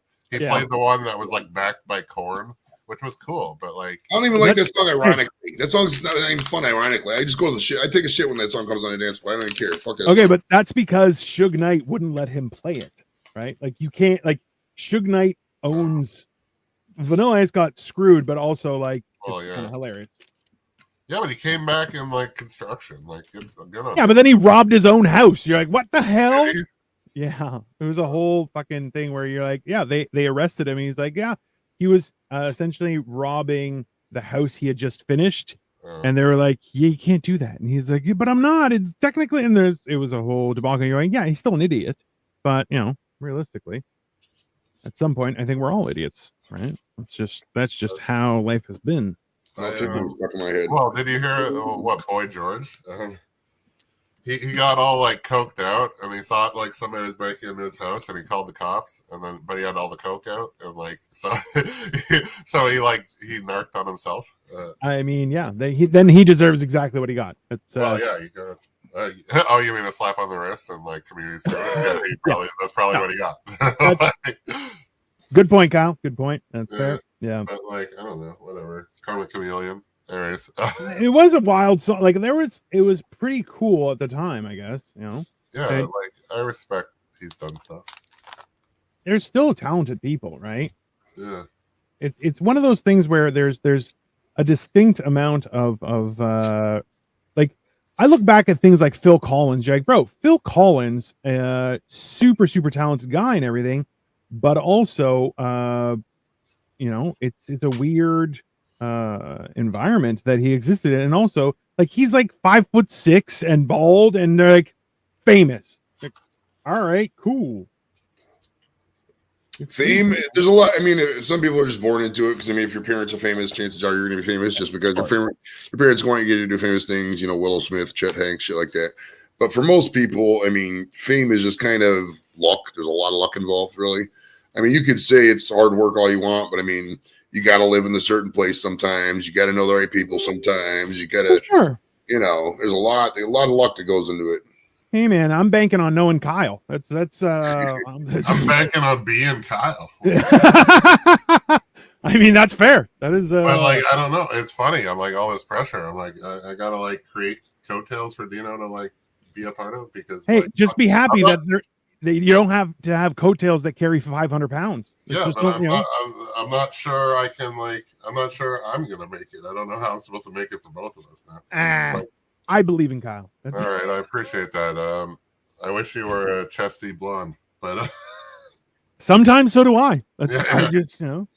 But also, my wife would probably hate me. Having tits. I don't know. Yeah. I'm watching a guy go through my recycling right now. Oh, for real? Yeah, just don't make a fucking mess. I mean, yeah, that's one of those things, right? These days, the idea that people actually collect recycling and stuff, like. Have you seen the videos of people tracking where their recycling goes? They put an air tag in their recycling and then they follow it to like an incinerator and they're like, yeah, this is not good for the environment at all. They're like, what? You mean recycling isn't real? You're like, no, really. No, it's just an incinerator and that's how that works. Right, like everything is, it costs most of these communities more to recycle and it's just not even efficient. So half of them just gave up on it. Yeah, but they still pretend. It's funny though that like Dino, you have no idea though. Like it's funny, like I already like he's going through for nothing really, but he's finding some things because I got lazy. But we used to always pull out all the bottles anyways.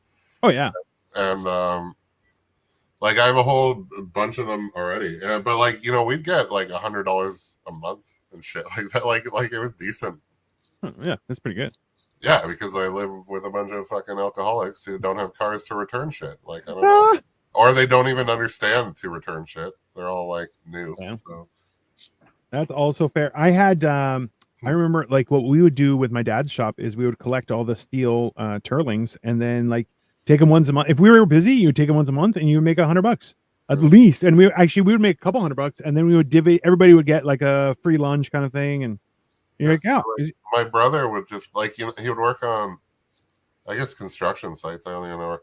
And then he would like fall, like the electricians would come around and they'd like cut off like ends of copper wire and just like let it hit the floor and shit. And he would collect it all. Oh, yeah. And then he'd like smoke a joint and like strip the plastic off, like the rubber coating. Yeah. And then he'd make like $30 in copper. Like just because go on. No, that is a legit way of like in the middle of the night, I'll see guys driving down the street and there's because if you just leave something steel, so like a microwave or whatever, they're like, they'll just take it and just go try and make money off it. I know. Like, refrigerator, you don't even have to wait for fucking garbage days. Put your refrigerator out, somebody will come within a half hour and take that bitch. 100%. But it's still like the amount of money, like that shit. Fuck, I don't know how they don't burn all the profit in gas. Like it's not even worth. Like there's. Hey. You're gonna roll around picking up random refrigerators for $10 of recycling money. You probably burn $50 in gas doing it. Well, that's what I'm saying, man. And then the effort involved, like fuck. But like you know, picking up little copper or beer bottles and shit, that makes more sense. Oh yeah, there's definitely like that's the thing is like there isn't a shortage of ways to make money if you're willing to do anything, right? Like we said many times, you got to do shit people don't want to do or shit people can't do. But that's a story of just being a man, though, Joey. Like realistically, Working in a sewer system, that's a shitty fucking job. Somebody has to do it. Collecting garbage is a shit job. Somebody's got to do it. Otherwise, like, bro, within a week, everything would fall apart. I remember there was a strike for the garbage guys, and that was in middle of summer too. And you're like, Jesus, it was heinous. Yeah, that was in Toronto, right? Yeah, it was. It was insane. Like I wasn't in Toronto, I was in Peel, so I don't think it. Yeah, but there was like Christie Pits and stuff. Like there were entire parks that were deemed as like areas where you could drop your garbage, and you're like, it was heinous the amount of smell. Hilarious because like Christie Pits is where you drop garbage people. Also factual. Well, I don't know, or is that Trinity Bellwoods? Honestly, I don't even know. Like, it's both. I have friends that hang out in both, so whatever. That's a lie. I don't have friends. Why? Did it again. Oh, sometimes I feel like Colin Jost when he has to say Shay's jokes, and he's like, "Why? I have to go home, man. I'm gonna die." It's just definitely, don't make me laugh at that shit. I like the shit that he made. I like it when he shoots at Scarlet. Oh yeah. That is top tier fucking hilarious. But like all of it's just like all the racist shit. But like they're brilliant because they're like, you know what? How can we do the racist shit? And it's just like, oh, because you didn't write it, right? Yeah. Like but it's like, dude, Andrew Schultz, like all these people. It's just like, no, it's funny. There's funny shit, and it's not even like we're judging. It's just stereotypes, and the reason stereotypes don't work is because not everybody actually falls into them. But there is like. There are some, yeah. Funny, like it's just. I love every culture, every way. So it's just silly. And then there's all this stuff about Shane Gillis. Oh, bro. No, but they're like, of course, I see Mr. Woke, whatever. Oh, it wasn't great, blah, blah, blah. I'm like, no, you know what was great about it? You know what was great about it? Is because him doing that shows that a cancel culture is just a horse shit and it's finally gone. Because everybody just comes back. He came back, to host the show? He got fired from being a cast member, and now he has a better job. Like, right? Like, literally, yeah. But hosting a show is better than being a cast member. Literally, he rose above it. Oh yeah. Like I'm like, oh, and he did a shitty open monologue. Guess what? So did 100 other people you're not talking about. Like the show is not great. Not anymore. It's never been consistently great anyway. It's been consistently okay, and like it has great parts once in a while. Yeah, that's what. There's a reason that show has a best of and not a season. Like you don't buy the season, you just get what was good, and it's like nothing really is good after the performances. Like it's just like that's the wild thing is that people are just like no, it's the best. You're like, no, it's not. Like I've seen good Saturday Night Live episodes. They're awesome. So and but it's never episodes. Well, I mean, it's hard doing sketch comedy year over year, especially in today's environment with the internet. And I mean, it permeates the stand up too. I mean, within 2 seconds, everything's a fucking meme and people are sharing it and laughing at it. So it's, back in the day, you just get the events of the week. At the end of the week, you laugh at them at the comedy clubs. Nowadays, it's fucking instant. The second something comes out, there's fucking 10 memes about it. You know what I mean? So it's hard for shows like that to do it and stay relevant and stuff. But every 7-8 years, you get a sketch from Saturday Night Live that just makes you bust up laughing, man. Just bust up. Bro, you remember Dick in a Box? Thinking about, for me, it was, do you remember the Adam Sandberg or Andy Sandberg and Chris Parnell, Lazy Sunday? Lazy Sunday.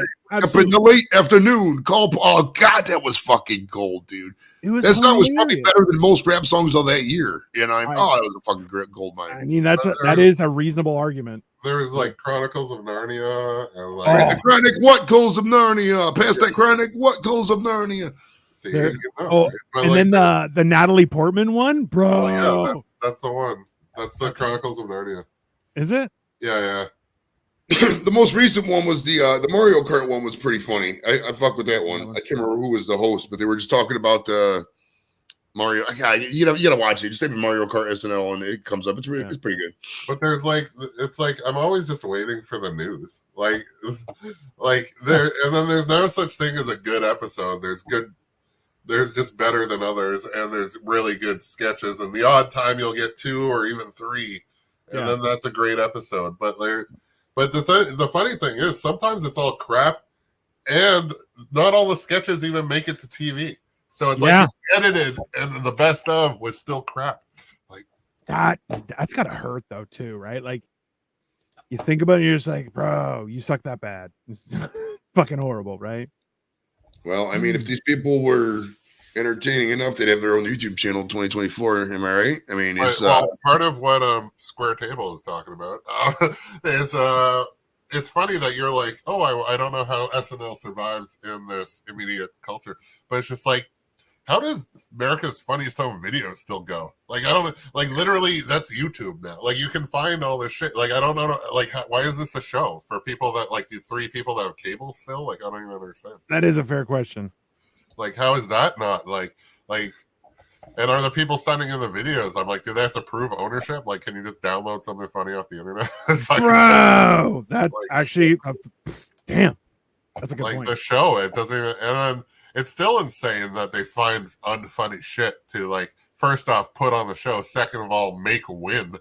Like, it's always like the least funny things get to win the $10,000 and then $100,000. And it's just, it's one of those things where like that media does not translate, and the fact that it's being propped up by stuff is just confusing as hell. Like, why would you do that? I just don't understand why people would. You're like, just let it die and move on. But then at the same time, everybody's going crazy. So, but like, I went to, like, it's funny. I moved here, right? And then I knew 2 people with landlines, and I'm like, what? And then like one of the people with landlines still sends out, like, you remember Facebook before Facebook, when you would email the memes or the cat videos and all that shit to your friends, or the funny, email, like it was all email first, and like my aunt still does that, and I'm like, what? I'm like, this is like, people have stopped doing this for decades, and you still have a landline too, and you don't even like check your cell phone, and it's just like, well, I can't get you a message on your landline, and it's not like you want to talk to me because I don't know.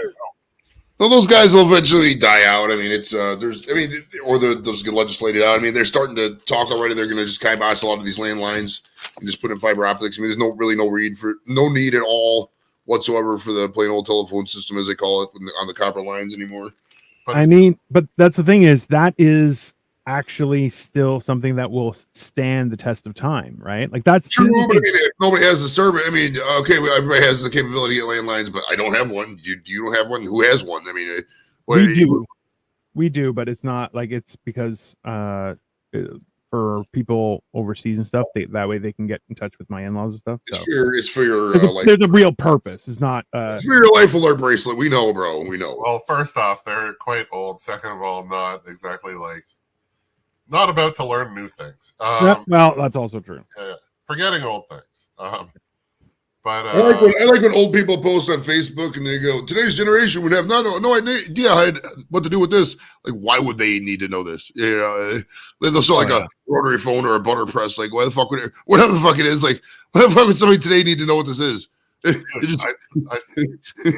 I saw this video of like kids who are Taylor Swift fans, and they bought an album, and then they didn't know how to open the CD, and then they didn't know how to put the CD in the CD player. Like, they were fucking clueless. Like, I'm like, that's insane. That's great. Yeah. Like, that ain't that far back. It's not that far back. I'm gonna keep telling myself that. It's not, but it is though. I mean, when was? Let me ask you this: when was the last time you bought a CD that wasn't a favor for somebody? Oh, when did Target leave Canada? Oh, pre-pandemic, I think that's Well, yeah, definitely pre-pandemic. Okay, so it's probably been 10 years, but yeah. But like, that being but like, have you seen it, Joey? This might make you feel old. When you say, "Okay, Joey, mime answering the phone." Wait, say again. Like, answer the phone, like with your head. Pretend to answer the phone. No, what's up, or yo, fuck off. Hello. I mean, I usually don't. I don't really. Yeah. Well, the thing is, I don't answer the phone if I don't know who it is, so I don't really. No, but would you do this? Right, without their phone, how would you? Yeah, you would do that. Nowadays, you tell a kid that, and they'll do this. Yeah, would you like? That's weird. Because that's how a cell phone. They just go like text me or something like, that's probably the thing. I mean, you were looking past the purpose. Yeah, that's okay. But that's no, it's like people don't understand. Shit. Yeah. They don't. I forget what the other one I told Dino just so he felt old. I forget what it was though. Do you remember that damaging conversation, Dino? No. What was it we were talking about? Was damn. It's just funny when people are like, "Oh, I'm going to go home and tape this." I'm like, "You don't even know what taping is because there's no tape involved anymore either." Oh, and then so I told somebody to fast forward, and they were like, "You mean just move forward?" And you're like, "I'll kill you. I'll kill you where you stand, you little shit." And they were like, "Why? I don't understand what fast forward means." I'm like, "You keep talking. I'm gonna punch you right in your throat." Yeah, because it's skipping now, right? Because just go forward, and you're like, not really, fucker. It's one of those things that just definitely. It's also too like the amount of times that people now like just make up words, and then they're like, "Yeah, it's a new word." You're like, "It's not. You guys just don't know how to speak English." And mispronouncing words is enraging for me because they actively like Atlas will call biopic, and I'm like, that's not a word. That's not right. And especially he's an English teacher. He should know better. Yeah. Well, the fact that he's an English teacher makes me just accept it more that he's shit. That's so mean. Well, it's not a biopic. It's a biopic. It is a biography. Yeah, picture. Yep. I am aware. Biopic. It's not an optic. It's not. I am. Trust me, it's one of those things that drives me crazy. But hey, like you're wrong. I don't know. It's always interesting to hear how people view things, right? Just because you're just like that doesn't make any sense, but it's interesting to see how wrong people are. I mean, like to a degree. To my standard of learning. Well, I don't know. Like it's when you say it like that, I'm just an asshole. But at the same time, I'm like, yeah, but I'm not wrong. Which I think that would be my the title of my memoir. Like my biopic would be I'm an asshole, but I'm not wrong, and just go from there. Feel like that would definitely be a thing. I accept that. I mean, I don't care. But like, right? Like it's one of those. There's too many people who are just like, "Oh, I'm important." You're like, you're really not. None of us are, like, at all. See, I laid into that far too much, and now I'm just like, nah. No, I matter. Fuck you all. I gotta be a star because Dino needs my help. I desperately need your help. You don't. Bro, for all I know, this is gonna blow way bigger than whatever the fuck I am. It definitely blows something, and I'm here for it. But no, like fuck. What's today? Monday? God. Yeah. I go out one night a week. I'm sick too. Like I don't even know what I'm thinking. Like fuck, man. Can you imagine how much worse you would felt if you went out on Friday though? Like that, bro. Oh, then I guarantee you, I would have been like shit show. Oh, you would have been, yeah. You would have been a shit show now. Yeah. Well, that's the one thing that I enjoyed about the pandemic was 3 years of not having a cold. Like, because we didn't get it until it was last October was the first time that, or last September was the first time we got COVID. So I'm like, bro, that was the first cold we had in so long. I've been doing pretty good. I just now like this last 6 months, it's like I don't know. I'm actually dating again. That's making me sick, I guess. Like it's just like I've been running, so just I've been hard. I'm going hard. Like you have been running yourself ragged though. Like, and there was a couple times you got caught in the rain, which was fucking horrible. Oh yeah, I drove the forklift no, it's the problem. I saved people because they would have had to be there at like 3 in the morning, 4 in the morning, and still didn't have the skills. And so I jumped on the forklift during a thunderstorm, like torrential downpour. I've never had like you should get out of the rain. And I'm driving through, I'm picking up these cinder blocks and like, because I'm the only one that's going to be able to do this. And I go and I'm like in there for like an hour, just drenched. And lightning hit the field, thankfully. And that's when most people ran away. And I'm just like, nope, got to get this done. So I went in and then I drove home, which was also like an hour away, just soaking wet. And this was like, guess what? I was sick for a week afterwards. Yeah. And then I was probably gonna get sick anyways because I had just finished the Hexwood like grind. Yeah. And I'm coming off of another like little bit of a grind. Like it was like 16 hours days. Well, yeah, they were like 14-hour days, 3 of them in a row, and then that's a lot. I went on a date, and then it's just, and then it's like, and then one day I went out after work, and then it's a lot. It's a lot. Yeah, because the thing is, my alternative is go home and do nothing, so I might as well go. Oh, and then remember my $500 my car getting towed thing. Like that night those were great, but I was like doing a lot of shit that's gonna make you not feel good the next day. And I mean, that's Joey. Do you ever wake up and you're like, oh, I smoked too much weed yesterday? Has that time passed in your existence? No, not really. I mean, there's times on Saturday I might sleep in a little later because I had a bunch of edibles that people super chat for, but I mean, no, usually I'm all right. I mean, you just wake up, the only time I really, like tomorrow I got to go in the office, but other than that, I mean, I've gotten to the point where I kind of stop after 8 because I'll be in bed. It's like, why am I going to waste edibles after 8? You know what I mean? So there's that, but most of the time, it's no big deal at all, man. Even, in the work day, it's whatever, so when I get off, it's fucking, let's get high kind of thing. It doesn't, I don't know. It's not too bad, really. Are you allowed to do that? So I know that there are for technically, you're not, as a federal worker, you're not allowed to do it. But I mean, what are they gonna tell a bunch of fucking disabled vets? They're not gonna say anything. I mean, it's legal in Ohio. I know for a fact, fucking 80% of the office already does it. So, and there's no way they could tell because, for federal positions, it's either drug tested designated or non-drug tested designated. Ours is non-drug tested designated, and I have medical cards. So they probably wouldn't say anything anyways, but. Yeah. I mean, I would see in the next couple of years, the VA will probably embrace weed. I mean, it depends on who gets in office, kind of thing. But I mean, imagine the VA paying for my weed, bro. It pays for the VA pays for anything, dude. Like Viagra, if you need, inhalers, anything. It's like literally free. What people think healthcare should be for me is what the VA provides. I mean, it's literally anything I need. They just got covered. I email somebody. Get medicine, email somebody, get an inhaler, I always hear about it being like shit though. Well, that was back in the 1980s. I mean, it's also a numbers game too. I mean, you got, back in the year 2000, you had the peak of veterans because you had all the World War II guys were right there. So you had 30 million. Now it's 21 million or so, and lots more passing away every day. Most of the World War II guys are gone. Most of the career guys are getting ready to be gone. But even watching a SEAL team. It's they look at it and they just view it like the veterans are fucked when they come back. They don't get the hospitals are shit, substandard care and all that stuff.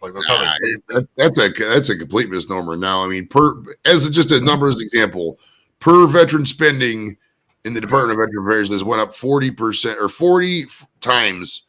We spend per vet in the agency. In the year 2000 was the budget of the agency was 30 million. Now it's fucking 300 billion, and we got less vets. So per vet it's 20 to 40 times higher. And the problem most vets have is one, they're unrealistic about the expectations of what to go on. They never there's a paperwork process. There's so many briefings that when the first thing when people get back from a desert or something, they have all the briefings. They don't listen to nothing. They literally don't. They want to get out of all this bullshit and get to the bar and get fucked up and fuck some broads because they just get back from the war. They're not trying to listen to all this discharge bullshit. Same thing when they get out of the Army, get out of the Air Force, whatever. So a lot of people miss the boat. But now with the laws, and there was a period when there was stuff that was not covered or whatever, and they was doing things. But now with this new, they call it the PACT Act. Everything can be reviewed. They dropped the bar so low for benefits, but telling some idiot, and I'm not calling veterans idiots, but telling some idiot who heard some guy in a bar say this and that, and then, I never heard of the VA stuff. They don't do it. That's just fucking faulty thinking. The benefits there are insane, dude. I mean, just me alone, the VA covered the college. They give me a home loan. I get disability compensation. I get health care. I mean, it's personally because I work there, obviously, but between what I've gotten and the benefits I've received, probably $1.5 million, $2 million over the years. I mean, it's just you got to use the stuff the right way, and people just don't because they're just impatient. They think. I mean, it's like you got to compare it to the other options. Okay. Yeah. What other healthcare system out there is going to be able to, have what they want? That just doesn't exist. This isn't the 80s anymore. You can't pick up a phone and just talk to a doctor. It's not how it works. There's a certain formula you got to do. And people, I mean, the VA, everything's still based in the States, at least. I mean, all the call centers still here, so I don't know if people do have, complaints. And then also, too, people forget it's a bureaucracy. Shit happens in bureaucracy. Shit happens in corporations, too. I would venture to say if you looked at the VA satisfaction rate, it's probably higher than some hospitals, most hospitals. Oh, listen, but that's the whole thing is read your paperwork, people. Always read your paperwork. If you're not reading your paperwork, you should expect to get fucked over. You know why? Because that's life. No, like that's good to hear. Like I don't I'm Canadian, so I don't fucking know. And then like I just going off a TV show, and you're saying it's the opposite, and I'm like, well, that's good. Then we should stop spreading bullshit propaganda and know that like people are being taken care of. But it's never going to happen because like you get YouTube channels and stuff. It's so easy to. I'll give you an example. There's this guy named Combat Craig. All right, fucking gay name to begin with, but he every so years the GPO, the government, whatever fuck it's called, office comes up with random proposals to save money. Rarely are these enacted. It's just common sense things that you could do to certain things to save money. It's never politically popular, so they never do it. Right. This jackass gets on there and goes, the government is taking away benefits. You know what that means? Your uncle who has one leg in Vietnam is going to get less money this month. And it's all this shock bullshit that provides no substantial value. And I fucking hate it. I really do. But the VA, we can't defend ourselves. The VA can't go on the attack. You can't get on social media and debunk shit. You just can't. By law, whatever. So it's just a fucking suck it up and take it kind of thing. And it really does sometimes get to you when people are like, oh, these lazy government workers, this, that. If we could you honestly think that we're sitting there, oh, let's delay all these benefits. The reason the shit's delayed is because there's so much bureaucracy, so much people complaining, so much of this and that there's so much fucking asinine procedures you got to follow that, even if there's a glimmer of hope of something, you still have to follow it, even though it's not going to happen. And that just paints government workers in a bad light. And I challenge anybody in the world to find a better VA, not for the United States, but like countrywide. Obviously, you can only have one VA in one country. Yeah. The United States Department of Veterans Affairs is by far the best in the entire world by a factor of 100, I would say. I wouldn't even say it's close. No way. I don't know. I'm pretty sure those Russians take care of their people. Yeah. I got to tell you a funny story, though. I got to tell you, I was working in the call center about 10 years ago, and I always I'm one of those people. The call center thing was like a puzzle. You got to figure out what they want. You got to do it. And sometimes you got to look stuff up. So you get knowledge along the way. But usually I would pride myself at least trying to find the veteran in the system. At least, if they served a week in fucking the 60s, I'd find this guy somewhere. I was on the thing one day and I couldn't figure out anything. I tried even the old ass appeal system and shit that, nobody even goes into. I could not find one shred of evidence to this guy. So I told the lady, I was like, entertain me, humor me here. Do you have any kind of correspondence? Just read the address at the top of the form. And she started reading it. She was like, Veterans Affairs Canada, blah, blah. I was like, she called the wrong fucking country's VA. She was up in fucking, Ottawa or some shit. Some guy died. She was supposed to call, and they spent like 10 minutes on the phone figuring this out. It was great. So I even posted on Facebook, the number for Veterans Affairs Canada is blah, blah, blah, for those who are wondering, because it was just so funny to me. Oh, yeah. But that happens too, bro. That's the weird thing is in Canada, because there isn't a huge military presence, right? People are there's a Veterans Affairs, it will go to the United States. Why? Because people will just assume they're oh, Veterans Affairs for the US. You're like, no, for Canada. They're like, for Canada? No, I think she's just smart. And I'm like, if we can get them to pay for it, then we're good. Also true. That is a fair point, sir.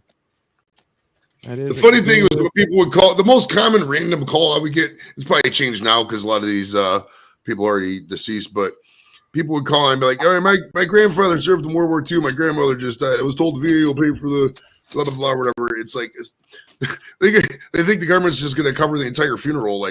And then the favorite part that I didn't like, but it was funny to me, made me laugh, was when you would tell people about when they were like, oh, well, what happens to it if, you go, well, now I would read up on indigent burial and what they actually do. I was like, well, they take them and then they burn them and then they put them in a giant field with a bunch of other people and mixed up. That's not right. Well, I don't know what to say. I mean, it's a burial. I mean, you know, the guy's dead already. I mean, it's you gotta, you know. And my favorite underground thing I used to say was, "I'm sorry, ma'am, the VA can't be held responsible for your grandfather's poor life planning." You know, I mean, what do you want me to tell you? Like, You know, bro, that's one of those things that people just don't understand. You're like, yeah, listen, you're responsible for yourself, and if you just die, yeah, somebody will bury you. It's not going to be pretty. You're not going to get some, you know, $30,000 headstone. No, that's on you. That's not how life works. Sorry.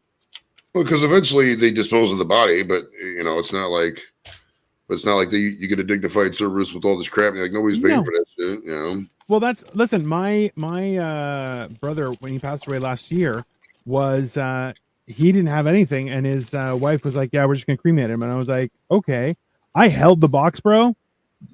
I highly, if you're gone before your loved ones get buried, even if you have to do it on the cheap, but like cremation, you're like, it is a very jarring thing to hold your loved one in a box. It's not like where they're like, oh, so this happened. You're like, ugh. It is very a mason jar.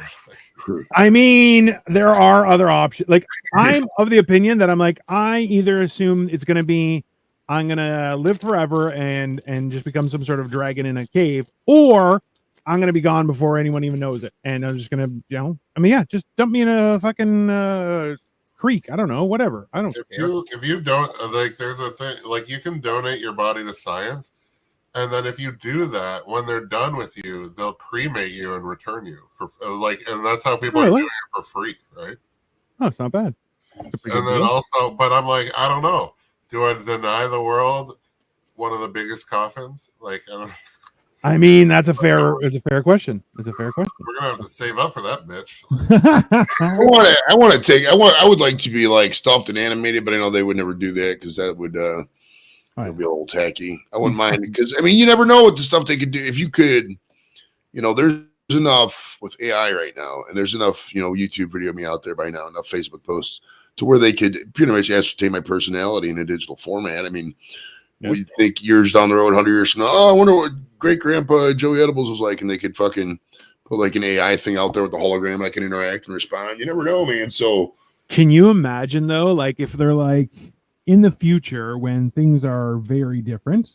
Because look, if you brought somebody from the 70s to right now, they would lose their fucking mind with how things are, right? They'd be like, what are you talking about? This is insane. Like they would, you know, they would do weed and die because it's like also true. Like 1,000 times stronger than it used to be. Bro, I remember Louis C.K. had a bit about that where he's like, yeah, they were like, hey, maybe that's a little bit much of a pull because this is like strong. He's like, that's cool. I grew up, you know, when weed was out, and he's like, yeah, that was a big mistake. It was a big mistake, and I regret it thoroughly. You remember? I thought I was gonna die. Newsroom when he eats the cookies, and then they kill Obama. They kill Osama, and he had to do that whole thing. I'm like, that's fucking embarrassing. I love that. Oh yeah, that kind of stuff where you're just like, come on, this is just gonna be fucking hilarious. But it's like I've eaten the strong cookies before, and I've had it like kind of wreck me before, and then also not do anything. Like, yeah. Because I'm a big dude, and 250 pounds. So it's like, listen, that's even for me at my biggest. Like I was taking 200 milligram gummies like 3 or 4 times a day, and I'm like, no problem here. I couldn't have done that. That those so far off compared to what it really is. I mean, it really is like 400 milligram gummies is this pack right here is 200. You know what I mean? And each one's 20. That I mean, and you can see. I'll show you how big these are. I mean, this is 200 milligrams. So if you were eating that times 3, that's insane, dude. That's literally clinically insane. So that's why I would say that the dosage is probably just. And I noticed that because like when I was over in England, the shit do for that. One of them said 3,000 milligrams. Like fuck, right out of here. That thing's not 3,000 milligrams. It's probably 30. You know, but they just make up shit because fucking people don't know any better. Yeah, that's also very true. That's why I'm always apprehensive when people are like, it's this much. Like, is it? Like, I want to make sure that I get high. I don't want to die. Well, the funny thing to me is, you know how it is with capitalism in America and fucking too many choices. I mean, it's like that with weed now, dude. They got so many fucking redundant strains and this and that. And how are you gonna have a dispensary of 500 strains? There's not one person in that place who could even fucking get knowledge of a tenth of that shit. You know, and the people are wondering, you know, how I'm gonna buy this, whatever, and this and that. Come on, man, you gotta pare it down a little bit.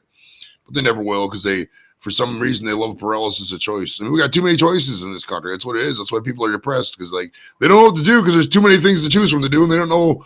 You know, it's wild out there, bro. Paralysis by analysis. It is one of those things. That's why I'm like, I walk in, I go, I want to get high, but I don't want to cough so much because I cough when I smoke weed. What can I buy? What would you recommend? They go, probably this. Okay. Did it work?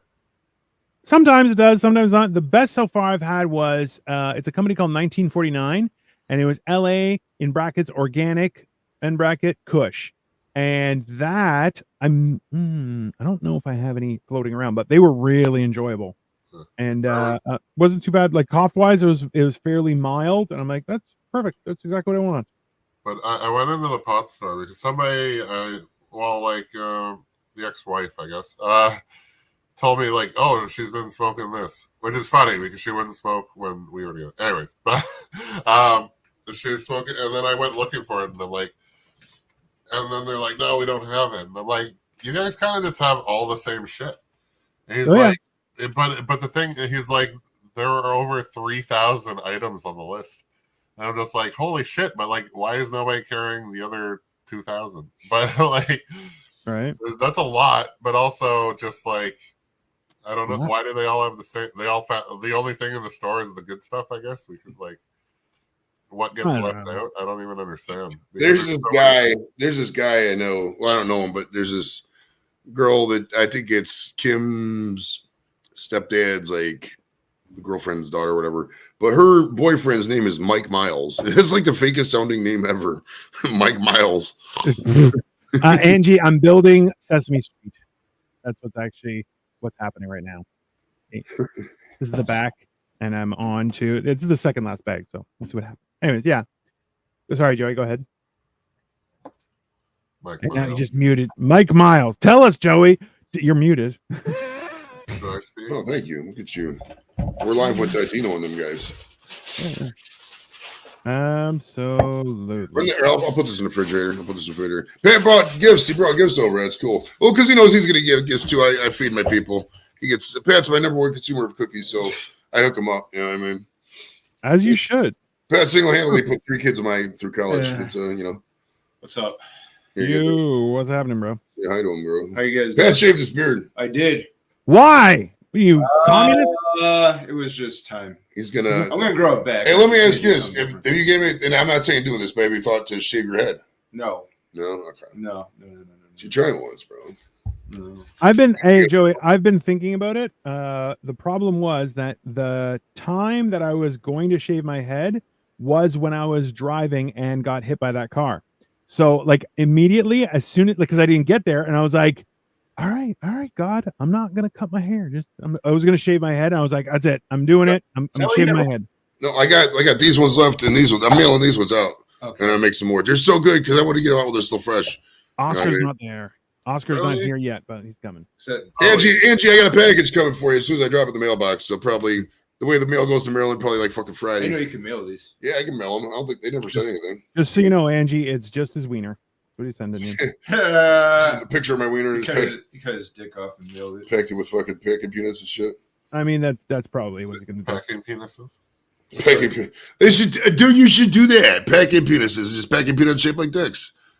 Why don't you make this, Kyle? This would sell. This would literally sell. If you got down to the price point where it was only like maybe 5 to 10% more than actual packing peanuts, but they're shaped like dicks, people would buy that shit. When was the last time you got anything with a packing peanut?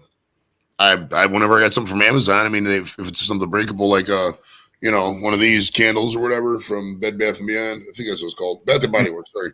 Angie says, hi, Pat. Hi. Angie said, hi, Pat. Hi. Hi. Mr. Pat.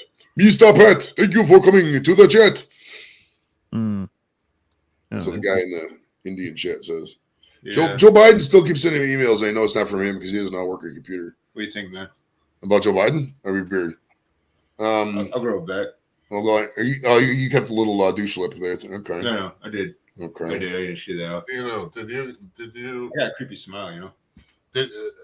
Okay, you haven't even done last year's taxes, have you? No. Okay. I don't make any money. I get quite a bit back, dude, because I got kids, man. They give you like fucking $5,000 back per kid. This shit is great. I'm not even a real person. Come on.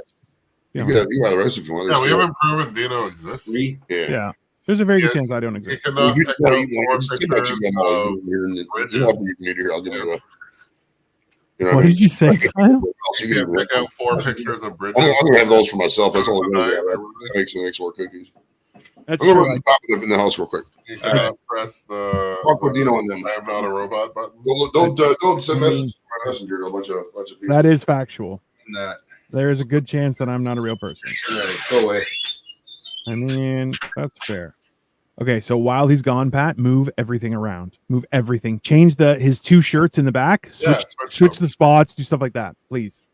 You have to make it so when he gets back, he's like something is.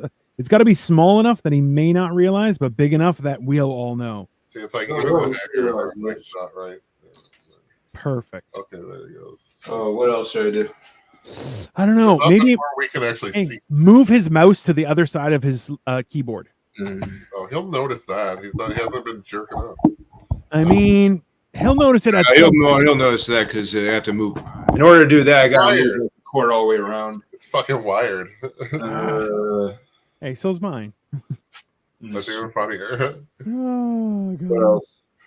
You know what's funny is my wired one broke, and I tried to find another, and it was like I couldn't. People were like, no, everything's wireless. Like, I want it with a wire. Like, no, you can't do that. You got to go to Canada Computer. I think they'll do it for you.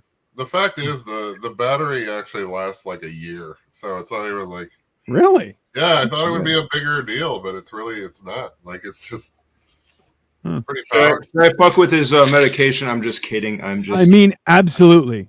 Replace it with edibles. Like exactly. Yeah, right. That is his medicine, basically. Switch edible bags. Just do whatever. All right, then put his edibles with vitamin C pills or something. Yeah. Oh my God! Could you imagine? He'd be like, "Why isn't weed working anymore?" Like, oh, man. Emergency. I mean, that would be a lot. There's no question there. Yeah. Jesus. I mean, I feel like that's the kind of shenanigans that we need more of in the universe. So like, yeah, switch your pills. Now you're going to have an erection for 4 to 6 hours. Best of luck. Switch your pills. Now you're dead. I mean, a little bit. Sometimes. I mean, spice of life. It's fine. Yeah. Spice of death, you mean? Listen. Tomato. It's... Right. God. I don't know. Not enough medications to switch that would kill me. So I mean, there's been a couple times where I'm like, did I already take my medication? And sometimes I'm just like, I'll double up, see what happens. I feel like that's how your approach to mushrooms too. It's also my approach to mushrooms. Yeah. Did I take enough? What's another 3 days worth? I mean, another 3 days worth. I don't know. You woke up the next day and you're like, "Oh, the ground's moving." And I'm like, "What the fuck?" Yeah, that was That was like 19. That was too much. That was 19. Yeah, 19 is definitely too much. I think but like even financially, I'm like, "Fuck, man, that's like $200 of fucking." I mean, it was like $200. I had a great time. Cookie, everything? Yeah, everything's gone, dude. It was like a week ago. It's been gone, bro. Jesus Christ. Those things are hot. Things are good, bro. Are you gonna open those, or what are you gonna do? The gummies? Yeah, we got the gummies. What are you gonna do with them? Well, I was gonna do some gummies. I mean, if you want a gummy, there's only 3 left. Yeah, I told you there's 3 left. I said you can have 3 for $10. By the way, Joey, there's a good chance that I'm going to be coming up on St. Patrick's. Which day? For St. Patty's Day, I might be. But then I'm going to try again for May as well. Those are both. All right, you're coming for the show, right? That's the whole idea. All right, because I'm putting you on the fucking flyer, so you better come for the show. I took a lot of heat for fucking seeing it. You coming, man? Yeah, Dino's gonna be there. Yeah. That's the plan. I gotta make sure. Kyle's gonna come. We'll talk Kyle into it if he's not doing like. Hey, are you gonna make more before Thursday or no? Before Thursday. What's today? Monday? Yeah, I should. I got something. I wanted to get some before. Okay. Where is Joey? But if not, we're in Cleveland. Okay. Yeah. I'm gonna see if we can stay with Cole and harass him a little bit. I think it'll be fun. You're saving it for something. No, get a room, bro. Don't fucking just with cold. What the fuck you're doing, man? You know, what I mean, if you want to stay with cold, that little ass apartment, you can. But I mean, I would get like a nice fucking room with like a view. You know, a view of what, Joey? What are you talking about? You make it sound like you live in Paris. Get the fuck out of here, bro. Cleveland's got some beautiful hotels, sir. Beautiful hotels. Yeah, I'm not gonna spend all my money on my trip to Cleveland. I just need a place to rest my head that I'm not gonna get shot. Even then, I'm okay with it. Didn't you know the nickname for Cleveland is the Paris of the Midwest? The Forest City is what Cleveland's called because we got so many beautiful trees here, bro. That's bro. I'm in Canada. I know. We have trees better than you. Just period. Okay. The Terminal Tower is only second to the Eiffel Tower in terms of immaculate architecture. That is not even remotely factual. That's okay. You've never been to the Terminal Tower, bro. We're gonna do a photo shoot with Dino in front of the Terminal Tower, ladies and gentlemen. I just find it weird that like you guys think we have like this money. I'm like, coal was a step up. Really dumb. Coal was an option over a cardboard box, not a posh hotel. Like, it was same. Well, what I was thinking about doing was just like renting 3-4 rooms out on a thing and just letting people stay there. But I don't know if we do that. I guess people are gonna then that. I want people who like kind of have money to be here. I don't want to be like a charity program. You know, I want people like Robert to come here. Yeah, what I'm gonna do? Hey, Robert, you drink your masturbate. You can do that in fucking Indiana. You know what I mean? So I want. You know, if I'm going to invest something like that, I want people to be, be in on it, that sort of thing. So we'll see. That was a working thought process idea I had in my head. Do you know, have you looked at flights? Have you flown there before? Or what? No. What I was thinking was, depending is I was even going to take a bus to Buffalo and meet up with these fucks and then have Cole drive us back. Or drive down. It's actually not that bad of a drive. It's 5 hours. Yeah, it's such an easy drive. I mean, it really is. It's you could probably honestly in May you could probably drive down Friday and hook up with Paul. You guys could come down together even. I mean, it's not a bad idea. That's why there's. I mean, I'm not going to speak for Paul. I'm not going to impose on Paul. You know what I mean? I don't want to say. I will, Paul. You better fucking do it, you son of a bitch. But it's like, okay, wait, that's a few months away. I have time to figure shit out. It's a Saturday show, bro. It's amazing. For $20, you get fucking 8 comics, and there's all you can eat edibles. All you can drink, pretty much. I don't know the food options, but it'll be all you can eat. I'm not gonna, charge for food or anything like that. So it's gonna be, just for your $20 alone, you get a value, and then if you laugh, that's even a bonus. You know what I mean? I'll be honest, Joey. There's a good chance I'm gonna stand at the door and not let people in until they pay me. So it's fine. It's room 126, and it's a 7-hour drive. 7 hours, geez. That's for Angie. For Angie, it's a 7-hour drive, I think. I mean, even still 7 hours. It's not that big of a deal. That's like. Wait, Angie's closer than that. I'll mute it because I don't want to give Angie's town away. But let me see.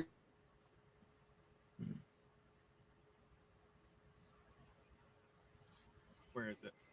Yeah, it's a little over 4. It's a little under 5 hours. 4 hours and 45 minutes. It says to drive to Angie's town from here. Ours is slightly more. Yeah. Okay, Google. How long does it take to get to the Toronto suburbs from here?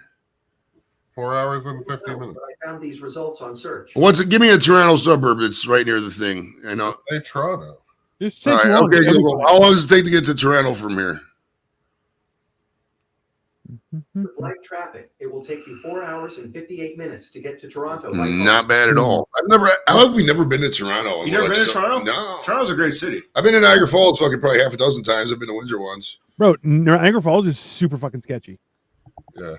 Hey, you're not lying there. I remember 03, I was there. Clifton Hill. Dude, I was there with the girlfriend in 03, and there was like fucking people screaming outside the room and shit like that. It's like, whoa, what's going on here?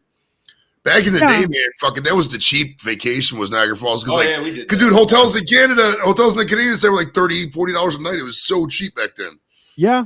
But that's even now. Buffalo or Niagara Falls isn't that bad for price wise, but like also too, like there's a lot of crime in that area. Like it's not the safest of areas either. So yeah, I mean that's Windsor was like that. Windsor was pretty. They had some casinos, right? They had a significant population. I actually smoked weed with a bunch of the homeless guys there. That's not surprising to anyone. Well, it's the way I look at it, dude. We're from America. It's kind of the most ghetto country in the world, right? You can go anywhere on earth, and especially in the Western world, none of these ghettos are going to be anything like America. So I just walk up to anywhere and just do whatever. It doesn't really matter. Well, it's not like you're walking around with like 7 children and 2 women. You're just a big fucking white guy. Right. What are they going to do? Right. I mean, inevitable societal realities exist even when you're fucking in the hood. If you're a big guy, people aren't going to fuck with you typically because you're a fucking big guy. Well, it becomes a nuisance, right? Fucking with a big person is a pain in the ass. That's what the real thing is. So people who you're like, yeah, I'm a big guy. I just walk wherever I want. You know why? Because I don't fucking cause shit. I don't make eye contact, and I just keep on fucking walking. I had a guy walk up to me and goes, "Oh, it's pretty cold tonight." I'm like, "Yeah, that's true," and I just walk away. I don't give a shit. Like, oh, you have any spare change? No, I don't. You know why? I use my change for parking. Get fucked. It's not spare. Right? Yeah, it's mine. I like the ones that be like, "Oh, we can go to the ATM." I'm like, "No, you can go to the ATM. I'm gonna stay right here." Yeah. Fuck out of here. Why would I do that? Yeah, no, thank you. Right. Like I get nothing out of this transaction, literally. I don't carry money, so I don't give it to you. Why would I go to the ATM? Yeah, I did. Yeah, exactly. Right. Like I remember hearing about somebody else who they're like, oh yeah, people will be like, oh, you could just send me money through cash. You're like, what the fuck are you talking about? Why? I don't want to give you anything. I'm not giving you anything. You fuck. Get the fuck out of here with that shit. Right. At the same time, I've kind of been thinking of doing an experiment where I go out onto, because there's like a bunch of highway exits around here. So I'm tempted to just stand at the light and just beg for money and see what happens. I think it'd be fucking hilarious. I mean, if you're being real, there's nothing that says you can't do that, even with the job. You could stand at the corner with the sign that says, "I'm a millionaire. I just want extra money," and beg for money. There's nothing that says you can't do that. There's no reason want to do that. No. I'm the sign that says, "This is my side hustle," and fucking with the bucket out. I'm legitimately tempted to do it just because I'm just like, honestly, why not? What do I have to lose? I want to sit there with like a $10,000 watch and a printed sign from like Kinko's and be like fancy with lights and shit all lit up. Yeah, donate now, and then the arrow to the bucket and shit. Yeah, that's fucking funny. Nobody's done that. What the fuck? You don't contribute, you're part of the problem. And just well, I mean, the begging industry, the panhandling industry is just like all the other industries. The first time that sign that said "Why lie? I need beer." The first time somebody saw that, fucking all that's everywhere. People think they're clever as fuck, but they're not. The one I did like was there was a guy that said donate based on your preference or whatever, and he put out like a bin for Judaism, a bin for Islam, a bin for Catholicism. So like whatever your religion would be, people would put more money in there. You know what I mean? Which is the best religion, and it's just so you all just throw in like you throw it all in the Muslim, and then everybody gets pissed. I mean, that's obviously the play. That's No, be like, hey, if you're a bad person, don't give me money. And just watch people go, what? No, I'm not a bad person. You're like, well, you didn't give me anything, so. There was one YouTuber in Toronto. He's kind of dumb, but like he does okay. But he'll do good things. Like he got arrested for buying groceries at Walmart and then giving it to Walmart like customers out front. Bro, that's funny. But then it's always. Yeah, there's always a certain type of people that comes and sees it and takes everything. Oh, every time. And you're just like, bro, that's the problem is people have no sense of like, hey, take what you need. And they're like, oh, no, I'm just going to take everything. You're like, why are you taking everything? Yeah, but those are also the people that will take them and then try to sell that shit. Yeah. It's like not only are you're ripping off people twice even.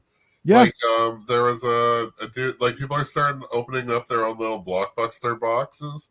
It's like the take a book, leave a book type idea. Yeah. But they fill them with DVDs and stuff, and they hope other people will.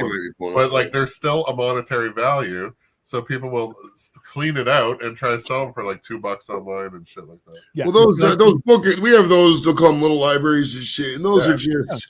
Dude, all those are 100% of the time, in my opinion, are just ways for hoarders to make them feel better. They don't have to throw away their books. Oh, I'm going to donate them. Nobody wants your fucking 1995 Windows XP manual. Nobody wants it. People throw absolute garbage in there. They just don't want to fucking throw it away because it's a book. Fuck those little libraries. Nobody reads that shit. Oh, you mean to tell me in 2024 if some kid or anybody says, I want a book, I can't afford it, there'll be 100 people online giving that person a copy of that book. Fuck out of here with your hoarding ways and your little libraries. It's a fucking excuse for hoarders. It's complete enabling. It's America at its worst, if we're being honest. I mean, that's one perspective.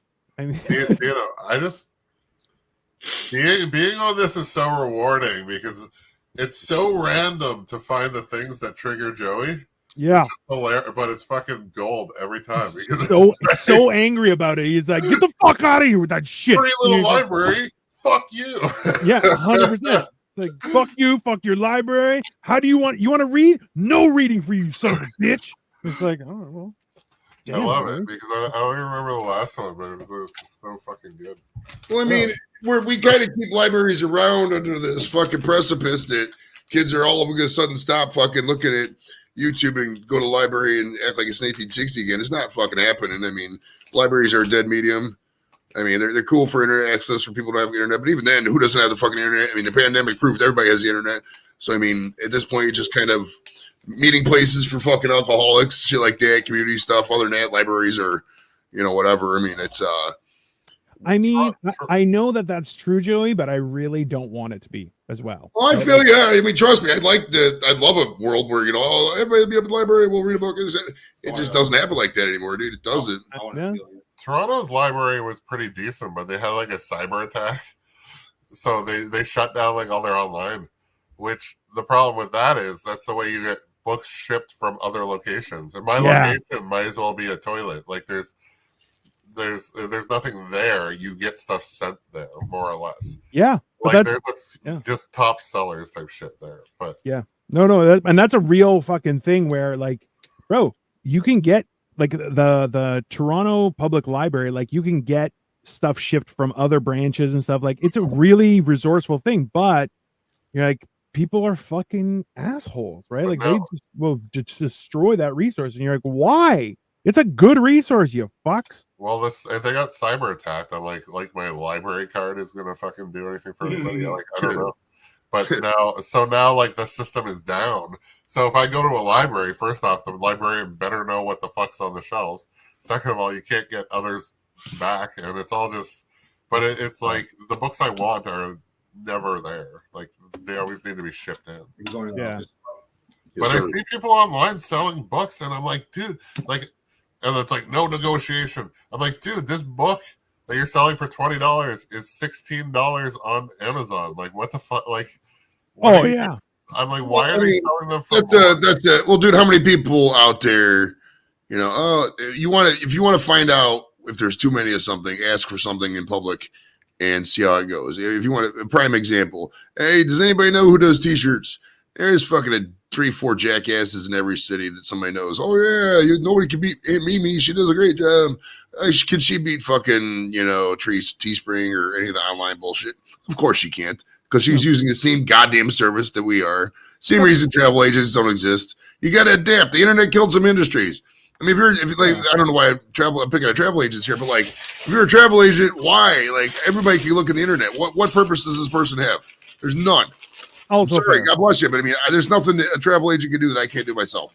It's like elevator operators. Do we need an elevator operator? No. So we got rid of them. Same thing applies to this other stuff, I mean, I don't know about that. There's some merit to that. Well, I don't know.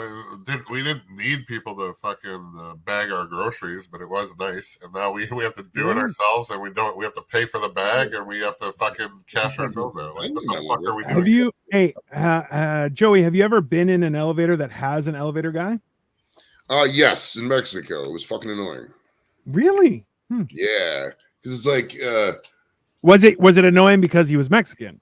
No, it's annoying because you expect a tip. It's like, I don't want to tip a guy for pressing a button. I can press a button myself. I mean, no. That's fair. Well, there's certain, the whole tip shit. No, like, it's like, I go to Subway, and it's like, I'm supposed to tip them for making my sandwich. Yeah, tip culture has gotten completely out of hand. How else was I supposed to get the sandwich? Like, yeah, so we're supposed to tip the McDonald's dude for making our Big Mac now. The way around there is just to pay everything in cash. All cash, all cash, all cash.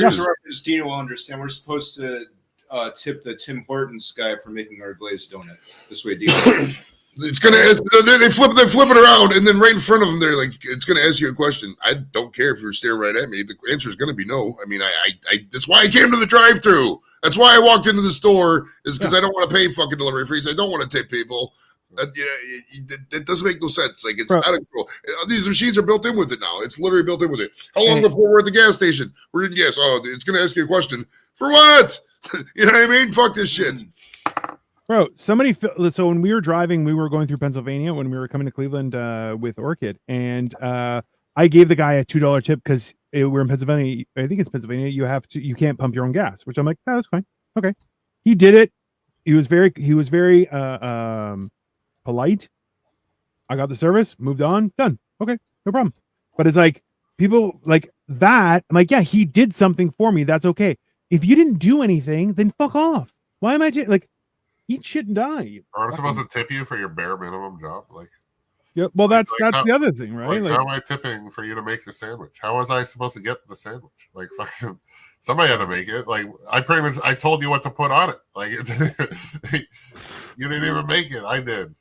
Technically, like, the only reason I didn't make it is just for sanitary reasons and because this is a business. Aside from that, because I bet you the guy before me, I don't want him touching my sandwich. Also true. Also fucking true. Some of those guys are super fucking sketchy. I tell you, that's one of those things where it bothers the shit out of me when people are just like, "What's the big deal? Just tip." And I'm like, "How about this is a big deal? Go fuck yourself." Yeah, because I'm not. That's like, especially I've had people try and guilt me into tipping, and I'm like, "Oh, I don't have a soul. You can't do that. That's not going to work." You know, but best of luck next time. I'll tip when there's a reason. But like, there's manufacturing reasons. Like, I love when people are like, "Oh, well, customary is 20%." On what planet, sir? What planet do you live on where there's 20% tip? Get the fuck out of here. If I give 20%, I'm telling you, I may have gotten a handy under the table. That's what happened. Okay. Well, it's like built it into the fucking price. I mean, it's all it is a shell game because they want, they're probably justifying it by like, oh yeah, you guys get $2 an extra hour in tips, so we don't have to pay you the extra $2 an hour. Yeah, that's exactly what they're doing. Which you're going, yeah, that's horrible. My buddy works at like the CN Tower restaurant, and he I asked him because he's worked there for like 20 years. I'm like, how much do you make? And he's like I'm like, what's your hourly wage? Because I knew it. And he's like, minimum. Yeah. But like, because like he makes. I'm like, dude, I knew you were gonna say that your job, like your actual wage from your job, is like. The government gets that. Like, it's literally like nothing. Like, it has no incentive for it. But it's but no, it's all tips. He makes insane money on tips. So, and that's the wild part is that you're like, yeah, that's a real fucking thing, and like that's that industry where if you're gonna be a wait staff, like, yeah, you gotta become a better server, and that's how you get a raise. But even when I was a waiter, I'm like, I would get like. Because I would usually only have like 3 shifts a week, like a Tuesday, Thursday afternoon, and maybe Saturday afternoon. And I would get like $100 maybe out of my paycheck, but I'd get like $100 a night in tips, which I'm like, yeah, that's that. Yeah, well, like you think about the wage. Like I was in Vegas, even, and we were talking about shit. But it's like, yeah, I'm like, you work at a restaurant where the average bill is like $300 minimum. Or like 200 to 300 anyways. And I'm like, then you add tip and I'm like, yeah, you're making way more off tip. And you have like 4 or 5 tables, right? Like you're making $100 a table fucking 4 times a day. Like, or I mean, it's insane. Hey, it's like these guys get quite a bit of money. And it's like don't get me wrong, I want everybody to get the bag. But if you're making, $60 an hour, $70 an hour at a restaurant, I'm expecting, shit I'm not getting from the place that, I'm tipping $10 because the bill was 20 or 30. What, you know what I mean? It's there's a lot more that comes into that, in my opinion. I just don't like going to places that are expensive for the sake of being expensive. For one, I don't drink, so it's easy. There's no like, oh, I need this Chateau wine. I don't give a fuck. It's all the same food. It really is. It's I'd rather have somebody. That's why I love YouTube, because like you go hang out with some barbecue people and they just nobody wants to brag. Barbecue people, weed people are the same. Like, all the weed guys like, oh yeah, this weed's the best weed in the world. Barbecue people like, oh yeah, so they'll put effort into their craft. That's what I like. Yeah. Not just some guy whatever and tipping and it's not like, and it's impossible for a waiter's kind of opposite of cops when you think about it. It's impossible for a waiter to they're even when they're supposed to. I'm going to treat this table the best I've treated any table of all the time. It just doesn't work. If you got some jackass over here who didn't tip you, that's gonna, show it's gonna eat at your craw after a while. And people complain about stupid shit when you're waitresses, bro, waiters.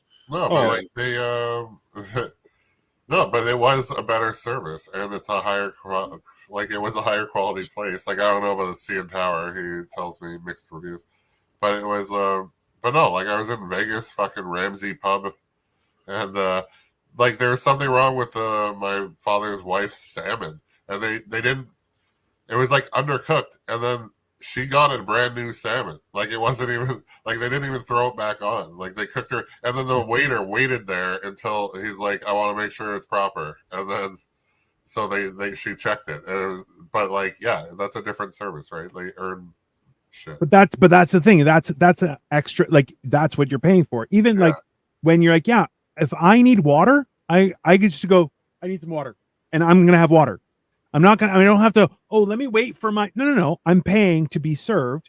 Serve me. That's fine. That's worth paying for. But when people do nothing and then they're like, oh, it's customary to tip. That's good. I don't like customs. See you later.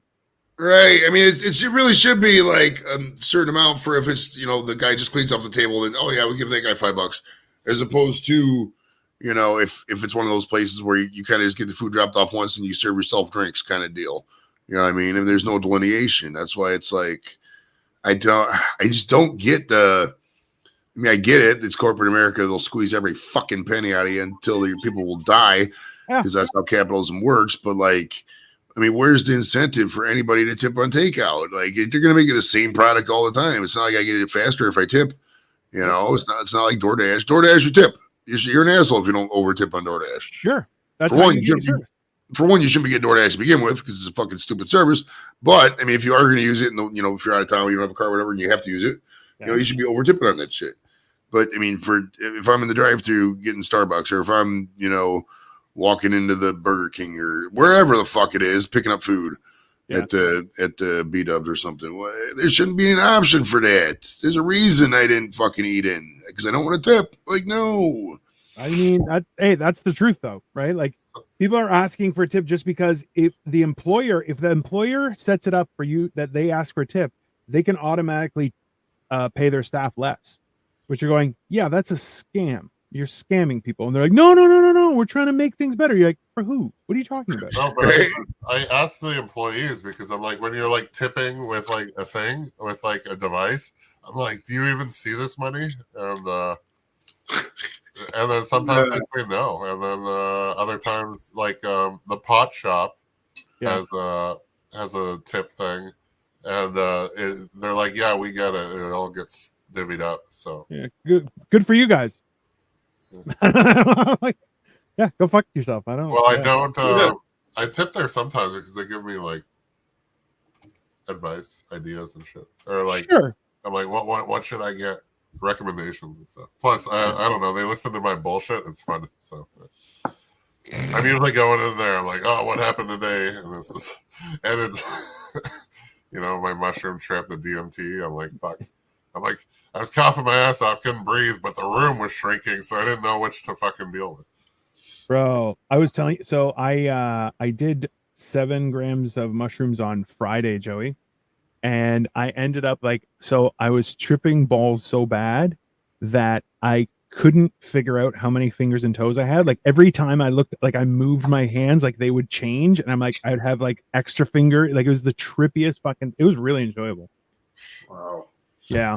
And also, I always look at that light right there whenever I'm on shrooms. See that light right there? That thing right there, for some reason, becomes an octopus and just moves back and forth a little bit. And those spots right there, they turn into spiders and they just crawl around. Every time that light and that poster are the two things. Because when you're on shrooms, there's a period where you got to lay down. So you're just laying down staring. Oh yeah. So, but when I do it, I know I'm fucking. There's 2 things I know that it really get me into it. That poster over there, Venice, when that water starts moving in the poster, I know it's kicking in. And that picture of me with I call it the spinning Joe heads because those heads will start to move. Yeah. And then the next one is just me staring up at the light, fucking looking at the octopus and the fucking light for an hour. Yeah, I just don't think I can with my temper. Well, I mean, I know you, and I would recommend probably not to do them just because. Well, you're easily. I'm not gonna say you got extreme anxiety, but you're easily panicable. You know what I mean? It's something like that. like when I'm on shrooms, I know when I'm on shrooms. I know when it's gonna be over. I know what I can do, et cetera, et cetera. A lot of people don't have that delineation. I get that because I'm fucking high all the time. I know when I'm high. Different, yeah, for sure. Yeah.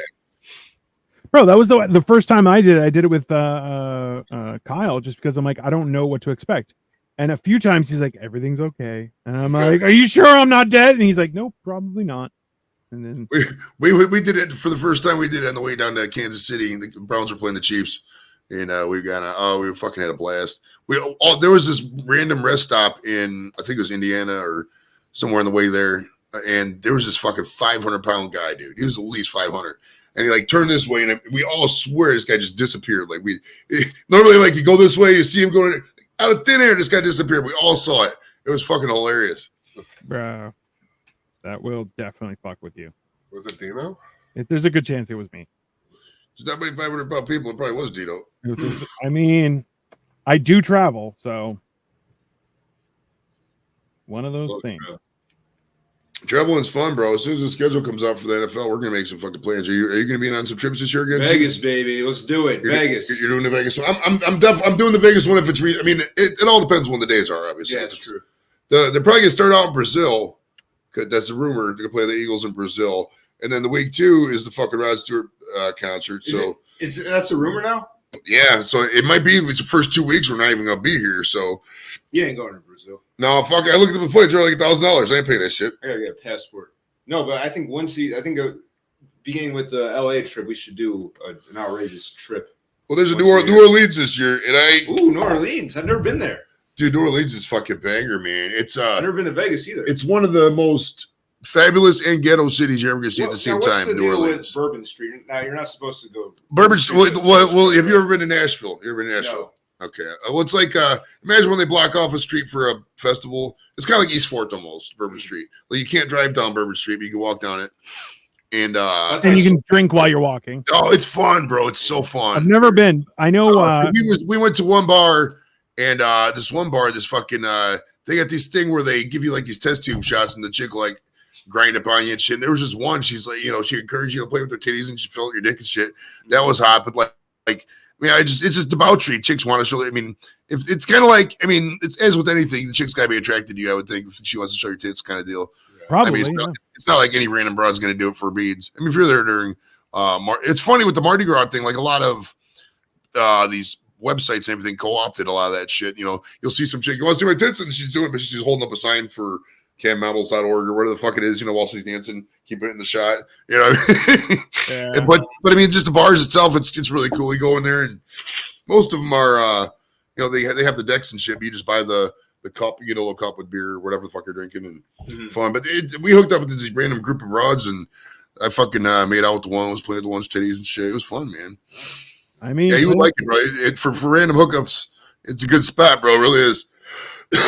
You immediately unsold it, and yeah, so good for me is what you said. Yeah, it's good for Kyle, not good for me. That's yeah.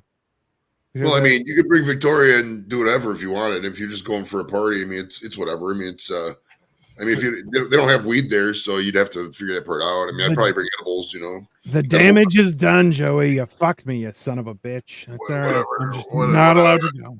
Whatever happens on Bourbon Street, you better get tested for. Yeah, what I say, it's also the most ghetto city out there. Some of it's pretty sad because, like, you'll just see some guy just drunk off his ass sitting in a fucking stairwell or something. That part is really it shows the downside of alcohol. For sure it does, but it shows the upside because you do see a lot of titties. You have a lot of fun. And you say, Cole, come on, get out of the stairwell. Yeah. That's also going to be true. But that also, like, I know Cole's sister lives down there. So we had talked about making a drive down there, but yeah, because they're from Texas and that's close, right? It's basically the same thing. Texas is right next to Louisiana. Yeah, if you go to Dallas, it's you could day trip it down to Shreveport and go down to Baton Rouge and New Orleans and all that. Well, that's the thing is because my mom's currently in Florida, so she's been like, "Hey, are you going to come down and see me?" And I'm like, "I'd like to, but I'm trying to figure that one out." Louisiana's not bad. I'll tell you what a fun drive was for me was going from New Orleans to Baton Rouge because there was it's all, I think it's Interstate 10, 5 or 10, I can't remember the number. I think it's 10. Yeah. Well, like it's all over the bayou and shit. So like you're driving up and everything's elevated because it's all in like whatever. and you're pretty much going through the whole swamps. You see some of the bayou places, like, little swamp areas. Oh, there's no more community. They used to have communities and shit, but now it's mostly like if somebody has something like that, it's just a rich person with a second home. But it's really cool seeing the little integration of all those swamp communities and stuff. Yeah, like I remember a few times when we drove down to Florida in the 80s, 90s, where we would see people, and you're like, yo, you can't leave people by the highway. Like, this is alligator country. You got to pick them up and take them to the next stop, because like your car breaks down and you get out of your car, yeah, you might die. It's pretty fucked up, right? It's just how that is, right? So that's great. But if you go down to Baton Rouge, you go to campus of LSU, you can see the tiger mascot. They got a little enclosure there. When I was there, I don't know what the tiger's name is now. When I was there, his name was Mike the Tiger, which I really appreciate because I hate one of my pet peeves. I don't know why this drives me. Kyle was like, "Oh, weird things trigger me." It's true. One of my pet peeves is like when they take an animal in an American area. We named it Pafumamu. That means dead pine tree in Swahili. I don't care. Name it an American name if it's in fucking America. No way. Like if Dino has a kid, he's not gonna name his kid Costos Pantanilos. He's not. He might. I mean, probably not, because that's a bad name, but it might be something weird. No, but he named it Hopo Gijo. Costas Papa Giorgio. Yeah. Exactly. I mean, it's not the name made itself. It's not on me. That should be your fucking YouTube name, bro. Costas Papa Giorgio. If you could pick another name besides Dino the Genetic Marvel for your stuff, like if you started over right now, what would you go with something like that? What would you pick? I don't know. I would probably go something ultra Greek, be like Constantine the philosopher, and just let people fucking spiral. Constantine Marolius ghosted me, bro. I was 31 emails deep in that motherfucker. I had a bunch of great questions. That little fucker ghosted me. Not one response. Now that fucking be a Z-level fucking American Idol participant, not fucking participate in a show like this. I'm gonna take off a minute. All right, for sure, man. Hey, can you do me a favor? This is really solid. What's up? Hey, I know this is just random, but can you take these to the mail for me? Dude, I don't feel comfortable with the cookies. I really don't. Oh, come on, man. No, I can't. You're the biggest. This is like the fucking Tony Soprano. Hey, can you watch this package for me? He's not even doing it, this guy. I Oh, my God. He feels like he's fucking running drugs. He doesn't want his fingerprints on the envelope. That's right. I can't do it. Good. Hey, smart move, guy. Smart move. I'm a pussy. What do you want me to do? He's not a drug. The first He's not a drug runner, this guy. He doesn't like running drugs. I get it. All right, well, that's fine. Even though they didn't want to participate in the drug got run. your coffee, man. I know. It was fucking shit, buddy. I knew you were going to do it because you're drinking. Come on, man. Pat's going to go home and swim back home and do a giant pussy because that's what he is. Later. I can be a pussy. Joey, you are such a prick. So I gotta get up to the fucking. I gotta say, it doesn't matter. But the post office, that one post office box, it's on the way to his house. I don't know why he doesn't do it. Oh, because he doesn't want to traffic to drugs. That's why. Which I'm like, I get it, and it doesn't make him like. It still makes him a bitch, but that's fine. Some people just aren't. Some people just can't do that kind of stuff. Right? Some people just don't got it in them, bro. They don't have that thug mentality, that killer instinct.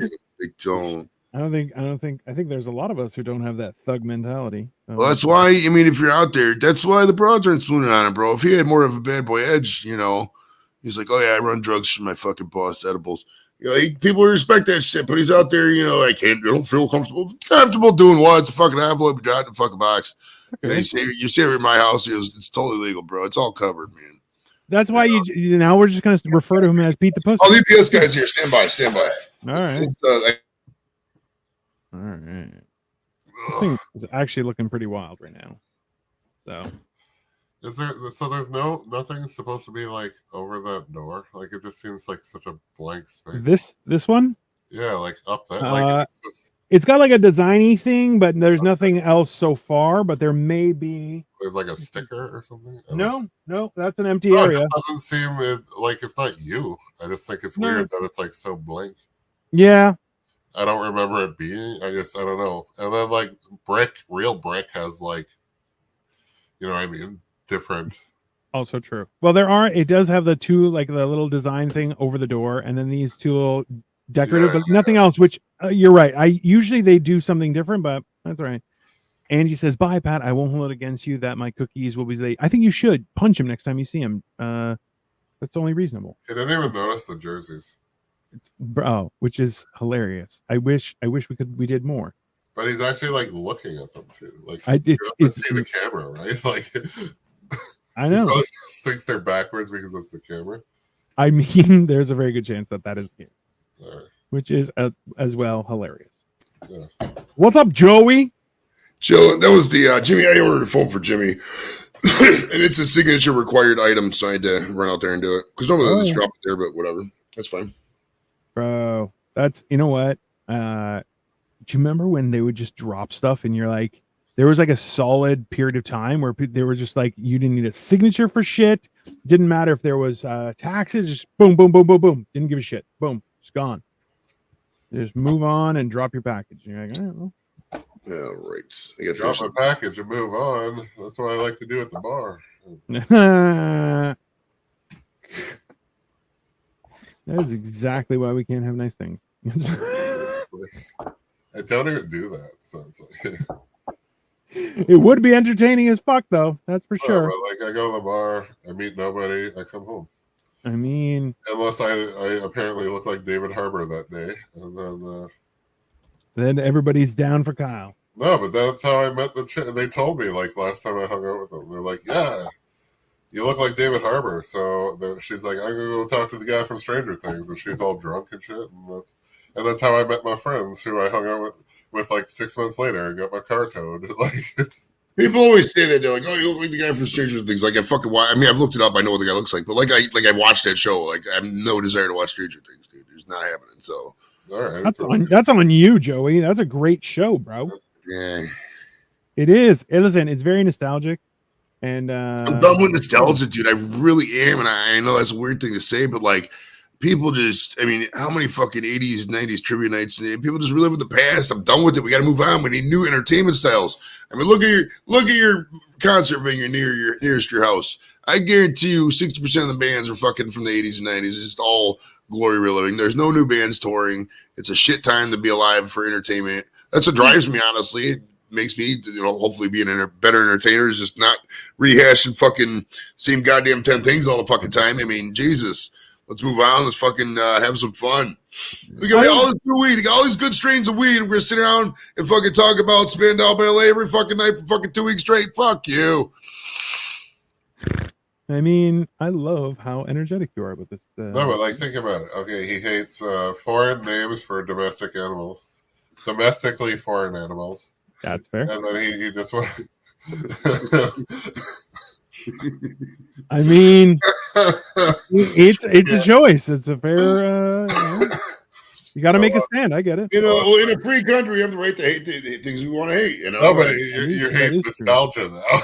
It's hilarious. Now you're like, fuck nostalgia. I hate loving my past. Yeah, doing that shit, you fucking asshole. Funny. It is pretty funny. No, like it's a good show and nostalgia. You know why everything's the 80s again? Because that's the last time anybody was allowed to be happy.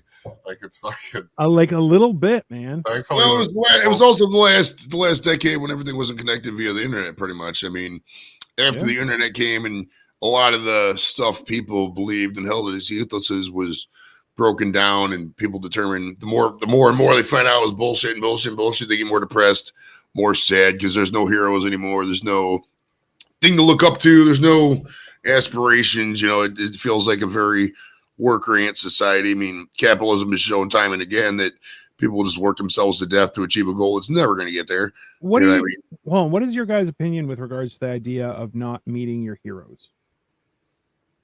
And I've kind of met them all, so I don't really know. I mean, Chummy Chung was pretty badass. Yeah. I don't have like heroes. Yeah, I mean, it's kind of. I mean, there's idols, when I was a kid and stuff. But I mean, at this point in my life, I've kind of done. This is a weird thing to say because I mean, I'm not at all successful. I mean, I've made less than $3,000 on YouTube, but like I've talked to so many fun people that were in that realm. Maybe not exactly the idol or whatever, but like in that idol adjacent kind of thing, to where I've pretty much done all that in terms of talking to people. Nobody. I'm not starstruck at all now. Whatever it is, it's just a fucking another box on the screen. Even though I was doing it in person, it's just another face. Whatever. I got a little starstruck, but it was like it wasn't even. It was because I met him, but then like I met Chris Jericho, but I knew I was meeting him. It's just my buddy brought him by my work so it was like weird. But I was a kid then, and now, like, it's exciting to see some actors and stuff, but I don't like. There's few I really give a shit about. Like, I walked by Rick Mercer, and he was at the worst book signing in the world, and like I took a fake, like, a photo of him, but it's like I'm not a fan. Like, I like everything I saw of his was great, no problem. I love that. But I didn't go out and watch a bunch of his shit. Like, Yeah. what am I supposed to talk about? I'm like, you're famous at a Well, Costco. I've had guys on the show that were on famous stuff. They had on that Jeremy Swift. He was on that Ted Lasso. And I told him I was going to watch. I was never going to watch Ted Lasso. I mean, God bless the show. I'm sure it's funny. I'm not going to. I'm not subscribed. I don't have Apple TV, so there's another fucking service I got to get. Hey, whatever. I mean, I recently worked with a dude that's on Ted Lasso. Like, he was in the last project I worked on. And he was like right behind me at one time. It was. Damn it. That's what I'm saying, dude. Ever since I started doing all this bullshit, my degrees of Kevin Bacon thing has went through the fucking floor. I mean, it's got to be like 1 or 2 for most of it. I mean, I've had on so many people who've been in so much crap that, I couldn't even. I would say most any random actor is probably at 2 or 3 degrees away from me at this point. Yeah, like, I've worked with them. I haven't talked to them. Like, there's certain things like. There's also that side of it, right? Where you're like, yeah, sometimes you're just not gonna. Yeah, like a fucking Best Actress Oscar winner. Yeah. I was just like probably on screen with, but like, yeah. But like, I don't know where. Yeah. But that's also true. Like realistically, I feel like I think that's the respectful thing to do as well, right? Like, not to geek out at that kind of situation. No, I've seen people fired for it. Like, 100%. It's unprofessional, right? Well, yeah. It was over Elliot Page. I was like, that's cool. He's over there. And then I saw like the entire cast, and I walked by the one that I think was awesome. And then, but I didn't say a damn fucking word to him. So that's what you're supposed to do. And Angie says, "Oh my God, Chris Jericho, love him." Yeah, he's very talented. Actually, I remember watching him on Hot Ones. And he was telling a story about the time he drank like a full gallon because people were like, you can't do that without like throwing up. He's like, yeah, I can. And he did it as soon as he opened his mouth. He did it. It was like, ha, and just like right into the guy's face. Like, it was bad. Right. Hey, you want to know another random irritation, Kyle, I have is when people don't know how to do basic computer functions. For example, when they type on the post, make this shareable. You really don't know how to save a picture and share yourself. You really don't know how to take a fucking screenshot. You inept fuck. And you expect me to believe you and take your word for it and for things in life. You don't know how to do basic shit a fucking 4-year-old could do? No. Fucking idiots, dude. Straight up morons. If there's not a giant button in front of them that says the activity you need to do, they're clueless. Fucking dumbasses, bro. I will admit, Joey, like, that is one of the funny things is that as somebody who's older, when you can figure out newer technology and you see people who are your peers who are like, I don't understand. You're like, are you stupid? Like, it's the same thing with now. Look, now that I've lost so much of the weight and I see people who are like, oh, I just can't lose weight. Yes, you can. Yes, you can. You're just stupid. It's fine. Right. But you have to understand that until you accept the fact that you're an idiot, nothing's going to happen. People got excuses for everything, bro. They got excuses. See, people, like, that's the thing, man. Like, it's funny. They're like, oh, what, you're not working out? I'm like, dude, if I need to be in shape for a time, I will be in shape at that time. Like, I have made weight. I didn't eat for like 2 days before. Like, I dropped to 3% body fat because, like, I needed to hit that weight. Like, you know how many people have achieved that on this planet? Fucking like 1%, probably less than. So yeah, like, I'm just like, and then people like question my, like, I'm like, no, I'm not gonna be there all the time, but if I wanted to, I know I'd get there. Yeah, which is an achievement. Like, that's the thing, is that is a real achievement.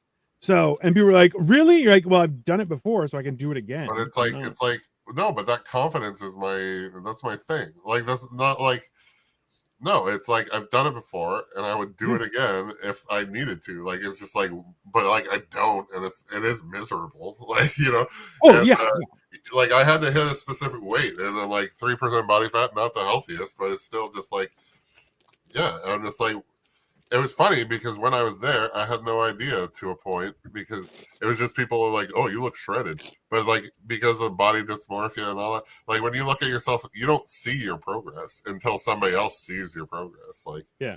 like that's why people take the photos. Yeah. Because you don't actually see the difference because it happens. You're always seeing you see it gradually. Whereas if you say, somebody saw you, Dino, last year and then, or 2 years ago and then a year later and holy shit, big fucking difference. But like there would have been a noticeable change if it was 50 pounds, not so like a 240 or whatever is a lot. People are going to notice. Well, happiness is not found in a gym. I mean, look at any gym. Nobody's ever smiling. They're always miserable. They post on Facebook. They hate going there. Fuck a gym. Gyms are stupid. I don't know. I might join a gym so I can fuck in the gym. Anyways, Most of the people who get all those memberships are doing it for the fucking free massages or hot tub, wherever the fucking ancillary crap is. They're not. But that's the thing is that's a good use of a gym. Like, we're like, oh yeah, I use the sauna regularly. I do stuff like that. You're like, yeah, that's a good thing. You should go. Dude, there is I worked at a CrossFit and there was a conglomerate we were a part of, whatever. And there was a gym that didn't have they didn't have the showers and they didn't it's a lot to put in that shit, right? Yeah. But then next door was one of those like $5 fitness places. So they put it in their like fucking in their pricing structure that you'd buy a membership there to go and shower. Yeah. Like they charge you the extra $10, but then it's just to get your membership over there, so you have a shower after work. And it's like that place was pretty much primarily a shower. I mean, like that's smart. Because it's like, what a dickhead move! Like there's a gym there, and you move into a global gym, but then they take advantage of it anyway, so it's good. I mean, like I said, that's what I think what we all have to figure out is like people are like, well, I don't want to do that. You're like, okay, but everybody needs that. That's not how that works. You have to take if you have a gym without a shower, you're like, yeah, that's going to be a problem. What I don't like is when people use the gym as like, oh, my life is bad. I'm not getting women. Let me go to the gym. That's not going to be it. 90% of the time, it's simple color coordination, footwear choices, how you talk to people, how you talk on social media. I mean, people do judge your social media. They do. If they know you, it's one thing, but if they don't know you and you're just, they're just you adjacent, you're out here posting fucking stupid shit, they're going to judge you if there's no context. They do like it or not. Shit comes home. I know you guys, and I still judge your social media. So. Oh yeah. No, I just I want to join the gym so that I'm around more people. No, but I also need numbers give you want to meet people. No wrong with that. But for people who expect that the gym's you're gonna find all your life extreme happiness in the gym, it's a very small part of the equation, if at all. I mean, if you're at that level, if you're a good self-starter, you can go work out in any public park. You can do anything to do a workout. Just basic life activities should make you to the point where you're healthy. Like time, that's what I'm saying. Like time in the gym is just, you could be doing so much other shit. All right, Jimmy's home. I'm gonna have to take care of his phone, so I'll be back in a couple minutes. Actually, I'm just gonna jump because I got to do the questions for the interview. So thanks for Matt, Kyle. You guys take it easy. I'll see you at 4:30 if you're still around. If I'm around, I'm gonna definitely be on there. Cool. Right, for sure, later. But Joey. No, but it's like, dude, I worked at a gym for like 4 years. Yeah. I know happiness is not there. Anyway. Look, but if you're trying to get healthy and stuff like that, you're like, okay, you don't need to go to a gym. What you need is just to go outside, be physically out, go for a walk. Like I know for me, that was a huge difference in my existence, was just getting outside, go for a walk. Get outside, go for a walk. Yeah, but I just want to hammer. Yeah, but no, that's just not what I'm gonna do because what I do. So, but that's the thing that's a very, very specific type of situation, right? Like you're looking for something specific, career, body, and whatever. Yeah, which is that's its own nightmare. Let's be honest. That's just Jesus. All right, career, my body, my relationships, nightmare. Oscar the Grouch is not very. Where's the can? The can is right by the trash. So right here. So now this has a gate right there, like that, and Oscar goes right in the garbage. Thank God you put the gate open there, else you wouldn't have made I it. mean, that it's important that you need to get through. That's fine. But yeah. I'm going to the gym like Thursday because I got like a free trial at like the Fit for Less, which isn't even that much. It's like fairly expensive still. Yeah, I remember like they were advertising like it's like, oh, it's only $10 a month. They're like, oh, but you have to pay like $150 to start off. You're like, wait, hold on. What the fuck are you talking about? That's not that math don't math. That's my only problem. Like it's like I think it's like I remember weren't these fucking $4.99 one time before, and now it's like $11.99 every 2 weeks, or it's like $13.99 every 2 weeks, and that gets you like the free weight room, which I would want. So that's now like almost $30, like $30 a month, and then like more than that, really. So fuck, man. That's a lot. That's not cheap, and they try and make it sound like you're like, oh, this is so affordable. You're like, nope. But really it's not. Like much cheaper than my the CrossFit gym. That's going to be like $200 a month that I would want. I'd probably prefer to go to, but like yeah. But it's $200 a month, and I don't know. Like I don't know, with everything, financial, life, all the things are. It's a bigger commitment, right? I like, but that's the thing. It's like lower commitment because this one, okay, the one I'm trying out, there's a $50 fee a year, so that's where they fuck you. Like you can't just do like $20 for the month or whatever. Whereas if I did the CrossFit thing, I know the guy wouldn't bother with like, it's not like contract. It would just be like. Oh. Like I could pay for the month or something. Okay, yeah. Well, there's that, right? Yeah. But what is it you're trying to do? Like you're just trying to develop something specific, or? Well, I'm developing me, but at the same time, it's not the. That is reasonable. Just for a month? No, I'm just worried that next month I can't afford it. Like. Yeah. No, that's fair. Hey, like it's a longevity thing. But you want to go to the gym to do what? Like you're looking to change your physique or something, or you just want to physique. It's also like a health thing because I'm not running at my healthiest, but like I don't know, it's just like the industry, it's weird, it's all weird. I feel judged. I don't know.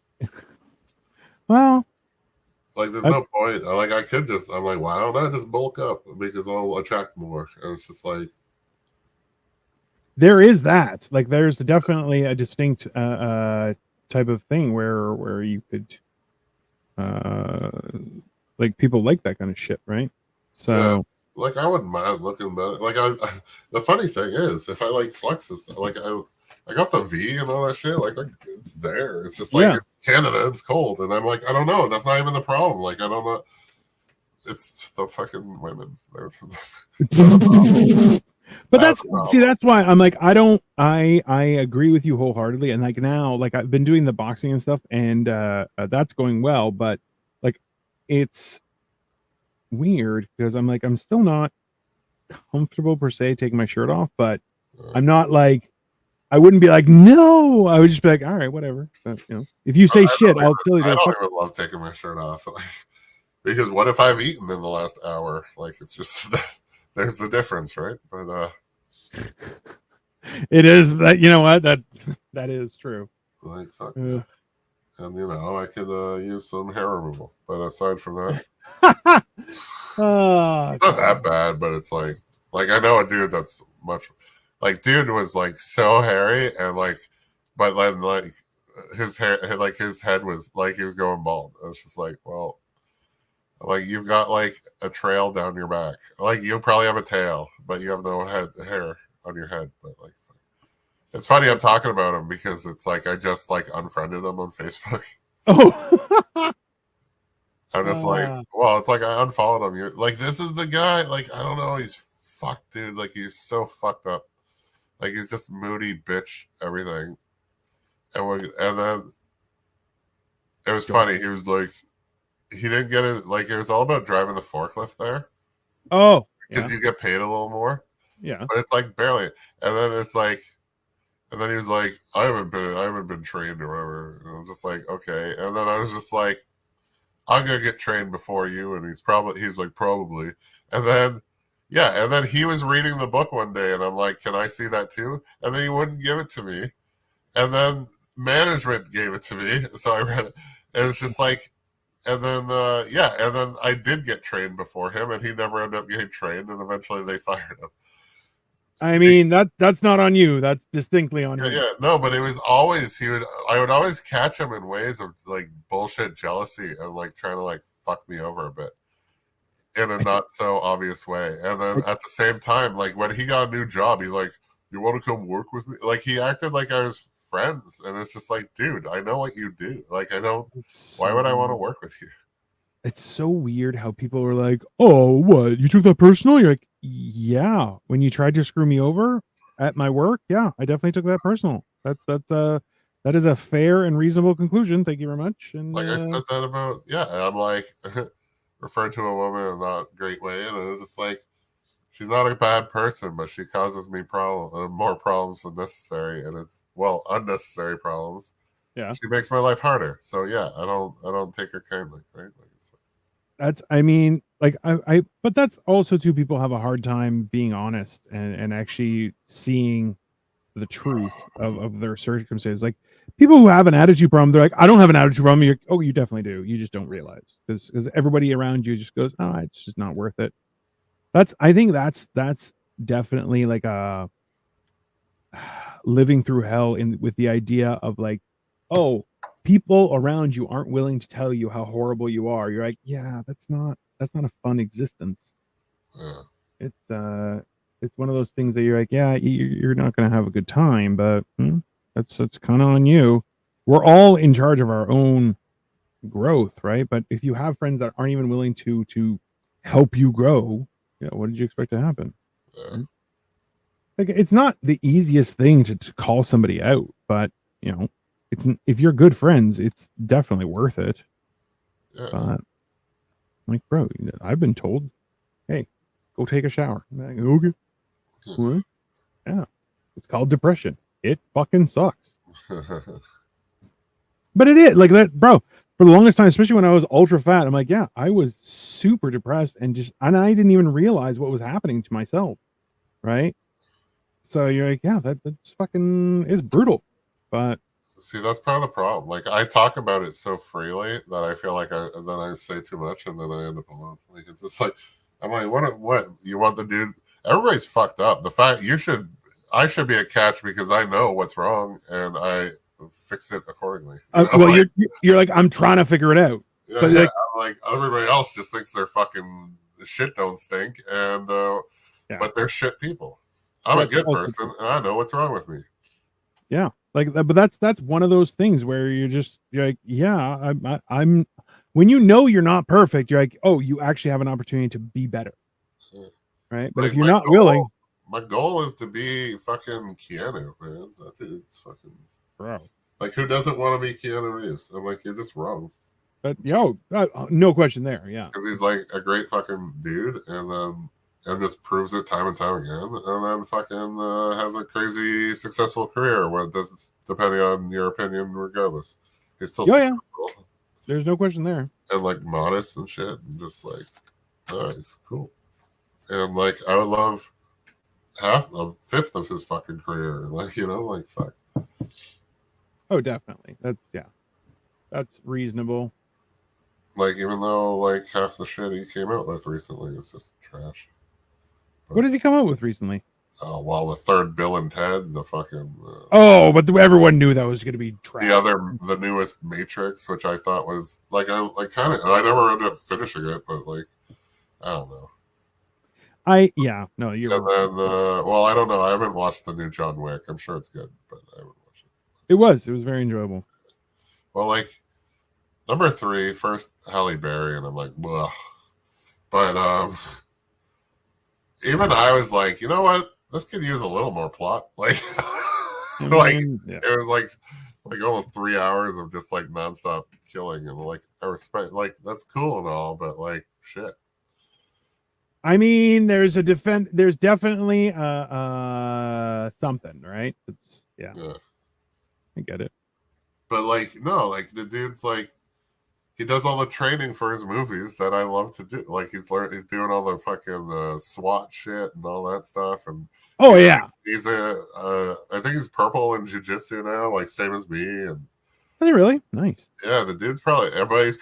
It's funny. I wonder, like, he probably takes good care of himself, but like, he's not young. He's like 50 something. So he's like, I'm like, he's doing all this shit, and I'm like, probably hurts a lot of the time, you know. Like, I mean, yeah, there's a good chance there. That's for sure. No, he's fucking Keanu Reeves, man. I mean, like, listen, that's for sure a big deal. I know for myself, I've always thought of him as a spectacular actor, no question there. But at the same time, I'm like, I'm too big to be that. I don't know. Like, I feel like I want to kind of try to hit 200, but I'm like, it's not gonna be fun. Okay. I don't know if I can. I don't know if I can do that and not. What's like, okay? This is stupid. What is your supposed to be BMI? BMI is the worst, though. Do you know what? Oh, like 190. Yeah, fuck off. Which, yeah, there's no like. I'm trying to say, like, I think I can. I might be able to get down to like 220. It's possible. Yeah, but even then, like, I'm not gonna be polite. I'll tell you that. Like, I'm gonna. Yeah. How far are you away from that? 30 or 40? 40. All right. Well, but that's the thing is, like, right now I'm actively building muscle and like, yeah, like the more, weight so is gonna be all stupid. It's definitely gonna be, but so like, don't even. I don't know. That's a stupid goal. 200 is stupid. A little bit. I know. I can't get to 200. Like, dude, like, I don't like. But that's the thing is, I'm not trying to focus on the number alone. But I'm definitely trying to, you know. Well, like you could just buy one of those shitty machines that are like semi-accurate, that are like your fat percentage, and then just fucking focus on getting that to like 7% or something, as opposed to weight. Yeah, that's no. I'm 15 or whatever percentage you think is good. But that's the whole idea, right? Like, I don't want to be like, throughout this entire process, the idea has been, don't be unhealthy, right? Be healthy as best you can, right? Which I'm like, that's what I'm trying to do. So I'm not against that per se, but it's more so that I'm just like, I don't know how aggressive I could be, right? Yeah, but like yeah, I don't know. I don't want to hurt myself, right? Like, no, but it's just like, it's funny. I fought at 183. Like, the weight was 185, but I made 183. Which is like, I would have to like, but then I trained, like, weight trained after that, like, it wasn't cutting weight and all that stuff. So like, I have all this muscle. Like, I'd have to just cut off a leg. Like, I can't get back there. Like, it's like, yeah. Like, technically, if I like starve myself like fucking Christian Bale did in the Apprentice or whatever that movie was, The Machinist. Sorry. Yeah. I'm like, yeah, I could dangerously get there, but like, not to be an active walking around human at that. Definitely, and that's my bigger concern, is just that, like, oh, if I do that, I don't know, like, it's gonna be a thing, right? Like, but like, it took, and like, also like, it's funny because I lost that weight over like 3 or 4 months of just like crazy working out all the time. Yeah. Like, training, working out. And then in like 2 weeks, I had like an extra 20 pounds back on. Like, it's just like, because I didn't have to, like, I stopped. Like, so. Well, that's the thing is, when I was dropping weight big time, it wasn't just like the intermittent fasting and stuff, but it was also like, I was eating, like, my meal for the day would be like 3 or 4 eggs, an avocado, half a cup of Greek yogurt, and hot sauce on top of that, and maybe some feta cheese. That was it. Like, and that's a very strict existence, which I'm like, all right, you know. It was one of those things that I definitely, like, I still eat that every once in a while, but then I'm like, I usually will have another meal. But people, like, it's funny, like, people were like, because they don't say it to your face, but like they're like talking about how like jacked I was, and like just insane. And I'm just like, I didn't even know at that time. I was just like, gotta fight, gotta train, and like obviously I was going down in weight, but it wasn't like the goal. And I was improving skills and shit. So like. It's one of those things where you're just like you don't know until well afterward, and you're like, well, that I could have used that information earlier, but it's like insane when people like question my commitment about stuff. It pisses me off a bit. And drive, I'm just like, do you know you don't even know what it took to get that? Like, yeah, like that was. Keep in mind, I wasn't working at the time, but like that's a full-time job if you do it right, and definitely. There's no question there. I'm just like, people can't mentally do that. And it's just like, I'll have to, and I'm like, I'll do it again, and this time without even a purpose, and that's a lot harder. It is a lot harder. Yeah, like I'm just like, I don't want to be the bitch that didn't fucking make weight or something, and I came in like under. Okay, but honestly, if anyone called you a bitch, number one, that's fucking hilarious. Number two, they would die. Just. Yeah, but it's not even them; it's me. Like I'm the one. I'm the one. I understand. And well, you're trying making weight is like fuck. That's like 100% of the job, because if you don't do it, you automatically lose the other part. Like also true. Yeah. I weighed in day of. Like I didn't have a 24-hour beef up period. I did go eat. Damn. That's a lot. Yeah. There's no question there, but hey, that's why. Like, I'm definitely of the opinion. Like, every time that I gain a little bit of weight, I'm like, no problem. I can just lose it again. I know what I'm doing. I'm not, the bigger thing is just not to hurt myself, right? Well, that's part of it. Yeah, but like that's the thing, right? I'm like I know with you, I see you go on, bad times or whatever. But then I'm just like, yeah, and then he'll just do it again. He'll fast again. Like, yeah, like that's the one thing that I actively have a concern of, is that like, what if it stops working? But so far, no problem. So I'm like, all right, well, then I'll just keep it going. I don't think it will stop working. I mean, traditionally, not eating makes you lose weight. That's like that's science. That maths. So it's but. If it was good enough for the Manhattan. Bro, so the funniest thing is, like, when I tell people what happened, because my Victoria got mad and she's like, you need a better doctor. I'm like, no, I have the perfect doctor, because my doctor was like, my back's hurting. Is like, yes, this is because you are very fit. I'm like, cool, but maybe you could maybe give me some pills. It's like, you do not need pills. You just need to close your mouth. This is the solution. And I'm like, he's right, bastard. But it's worked out. That's the most important thing, I think. What the fuck is that?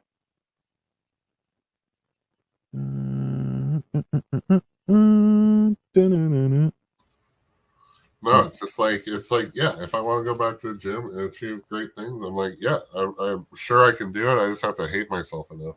That definitely helps out. It's because you're like, oh, I'm gonna go through it. Like Goggins is addicted to it, right? Like it's and not necessarily in the best way. No, right? He's a fucking horrible like role model, but like motivational. But like he's like he's got problems too, but it's like cool because he accesses like greatness through it. But like, let's stop looking at these people who achieve greatness and think that they're superior, and not really just something's wrong with them.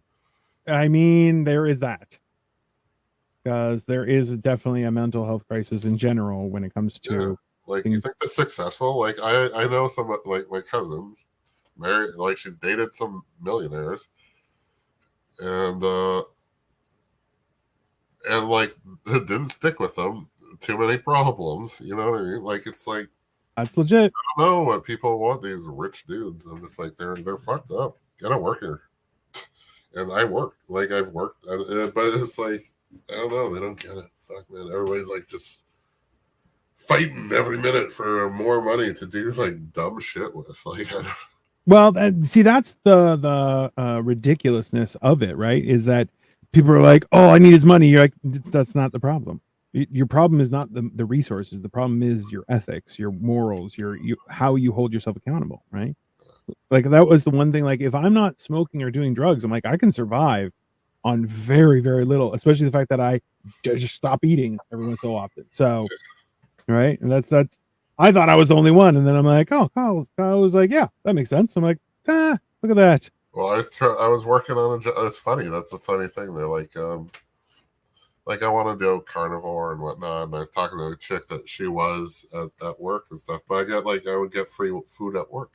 And yeah. I'm like, but like, I'm not willing to like give up free food. It's too expensive. Like just to eat like what I feel is more healthy or whatever. Like, yeah, which is, and like, that's one of those tricky things where it's like I will try and like on the weekend, I had the birthday party. Okay. So I ate my first meal of the day, like quite late. It was like 3:30.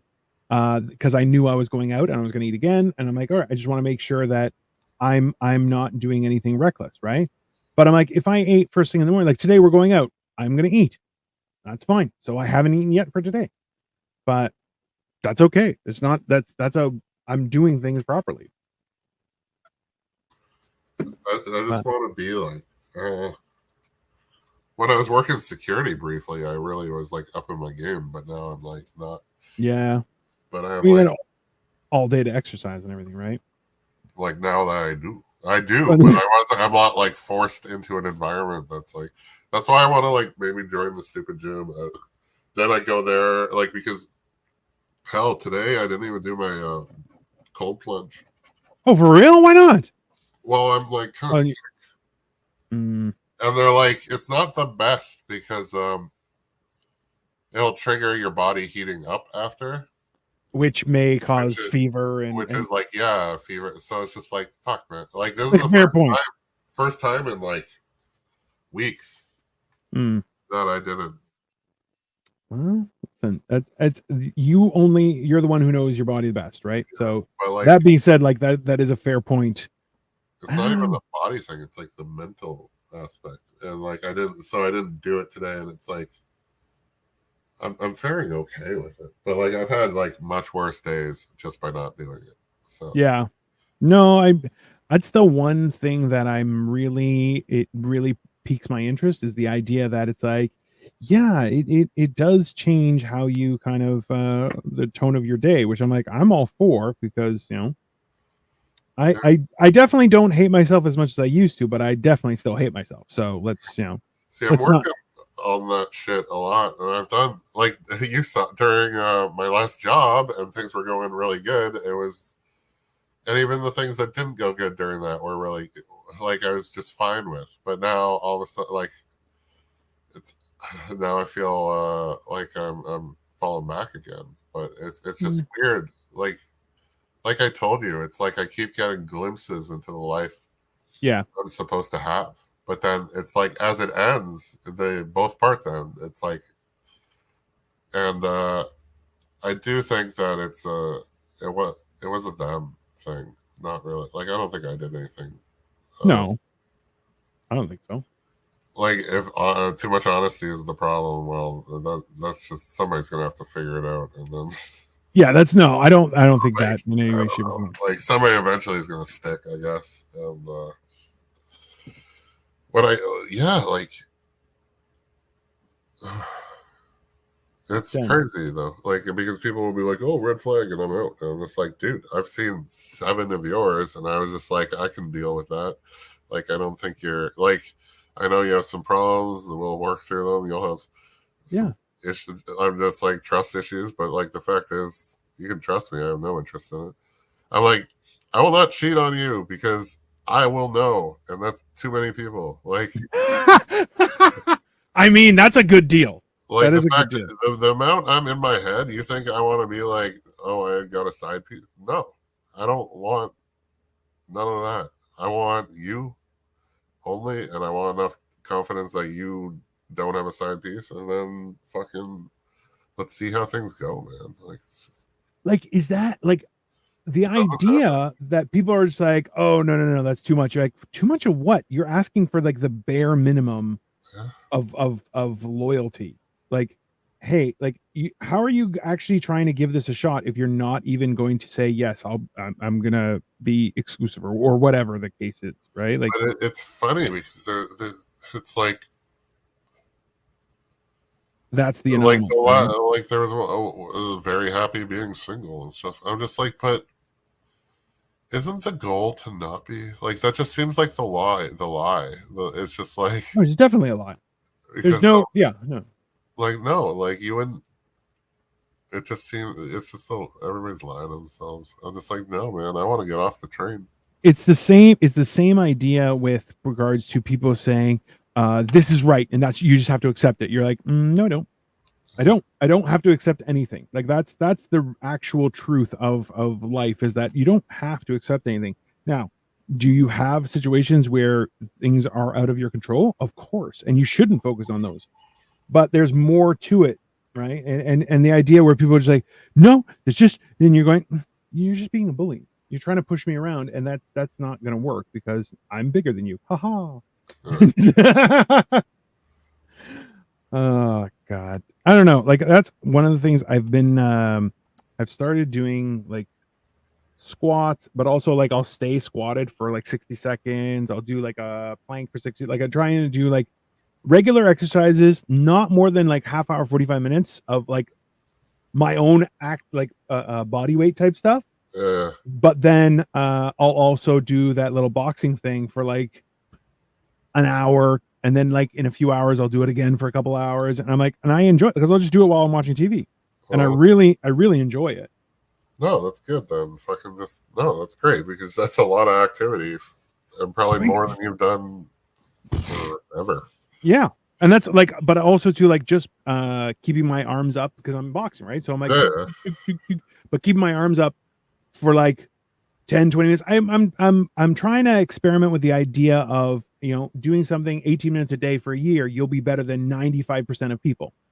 And I'm like, that's a cool. Like, yeah, it's like 45 minutes, 20 days. Yeah, no, it's the mastery equation or whatever. Yeah, and I'm like, okay, because I'm like, I've been doing it for a few weeks, and I've already seen some results that I'm enjoying. So I'm like, cool, okay, I'll just keep doing this. And I'm like, it doesn't hurt, and I can do it anywhere. I can travel with it. I can, you know, those are all positive things that make it like, hey, if you don't do it, it's just because you chose not to do it. It's not because you can't, you know. I think a lot of times we try and alleviate that, because bro, I didn't start working out until last February, and I was kind of like, I'm not working out because I want to be careful, but at the same time, who am I lying to? Am I lying to myself? You know, it's a fair question. Like that's why I started doing all the squats. Like I would do, like I was doing.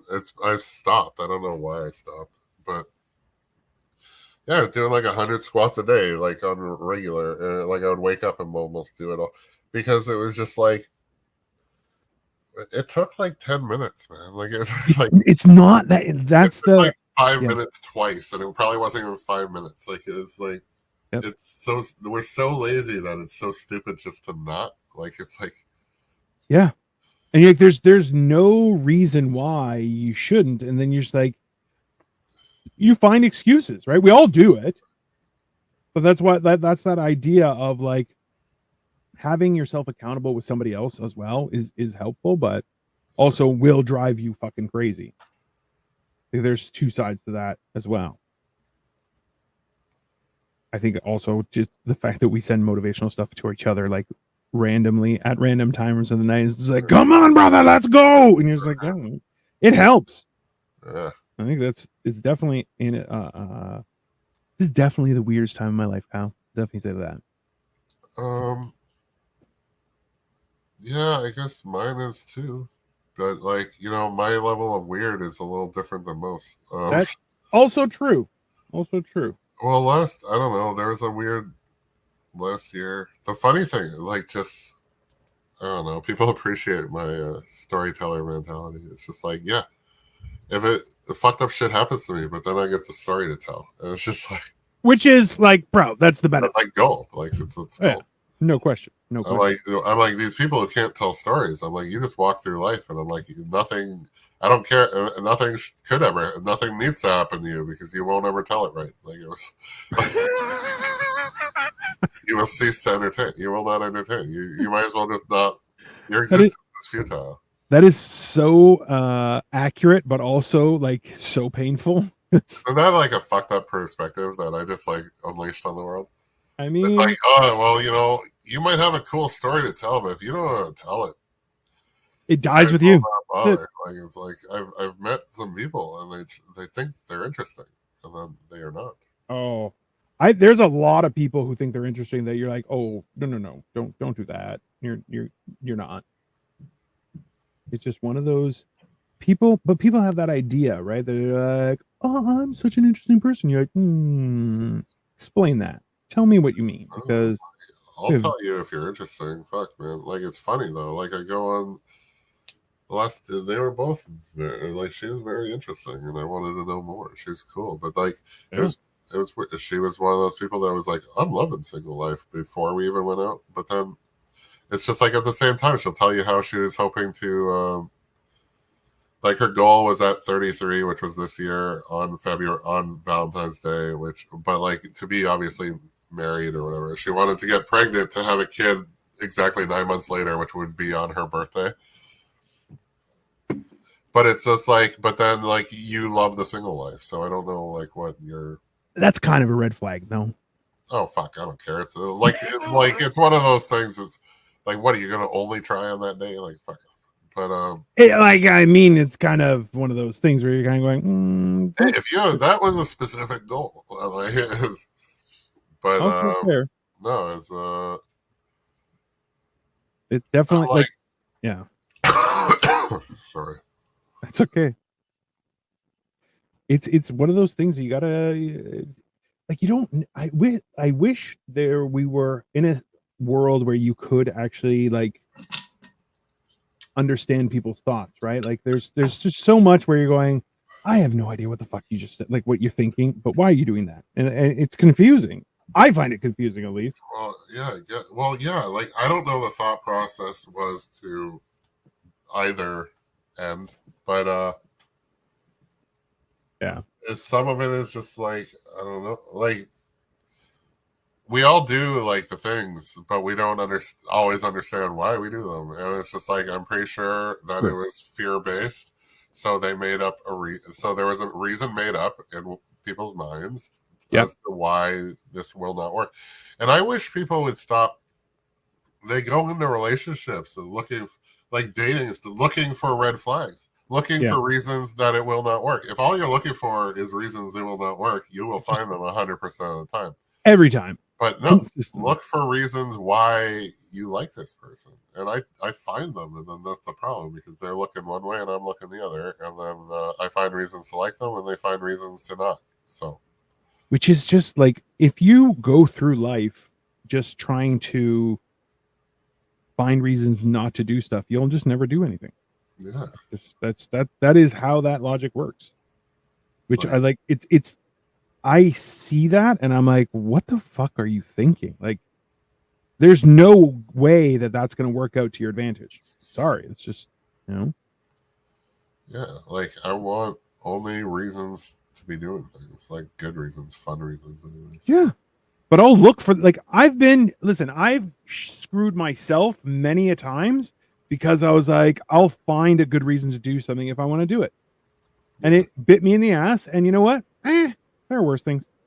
No, I don't know, man. It's all but very. How can we? There's no way you can know. You just, See, it's like, how do I like how I achieve things is not like, it's like insanely.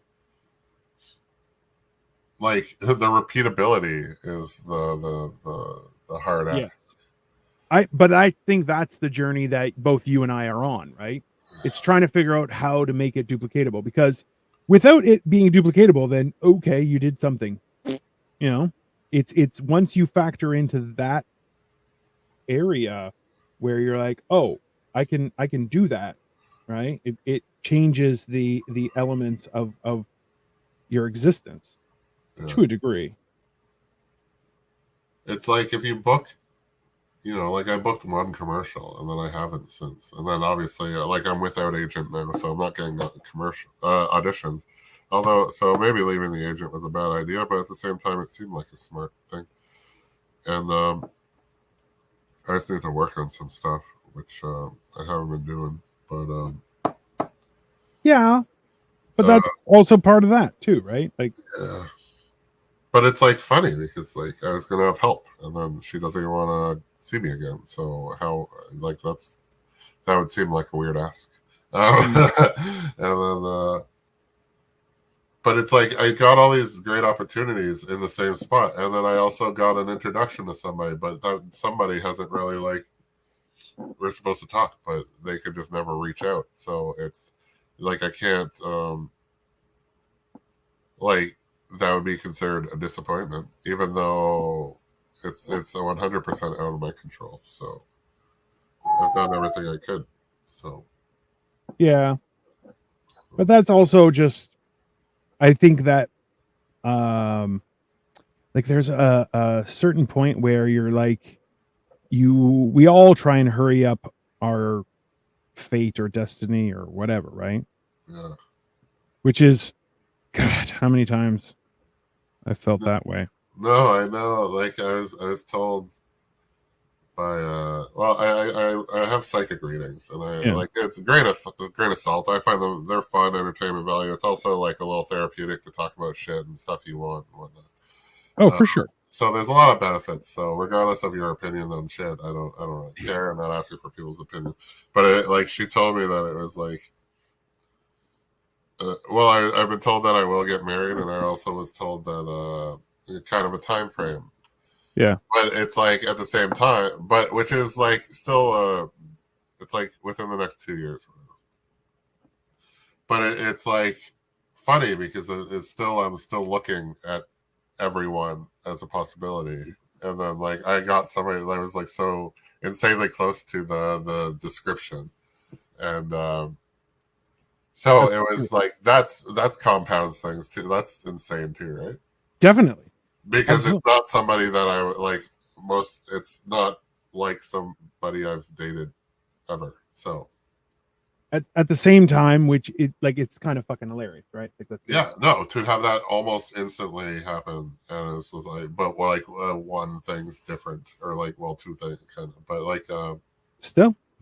Yeah. So it's just like it's like I still want it now, and but like I was told when I'll have it, but it's just like I can't.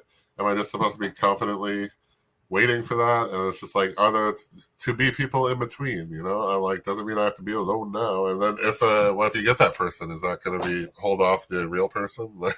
All this silly shit, and you know what? But that brings up the good point where you're like, okay, so if I do that, like, am I denying that opportunity, or am I pursuing that? Like, because you don't know who you're going to meet, how you're going to meet them, or like any of that stuff.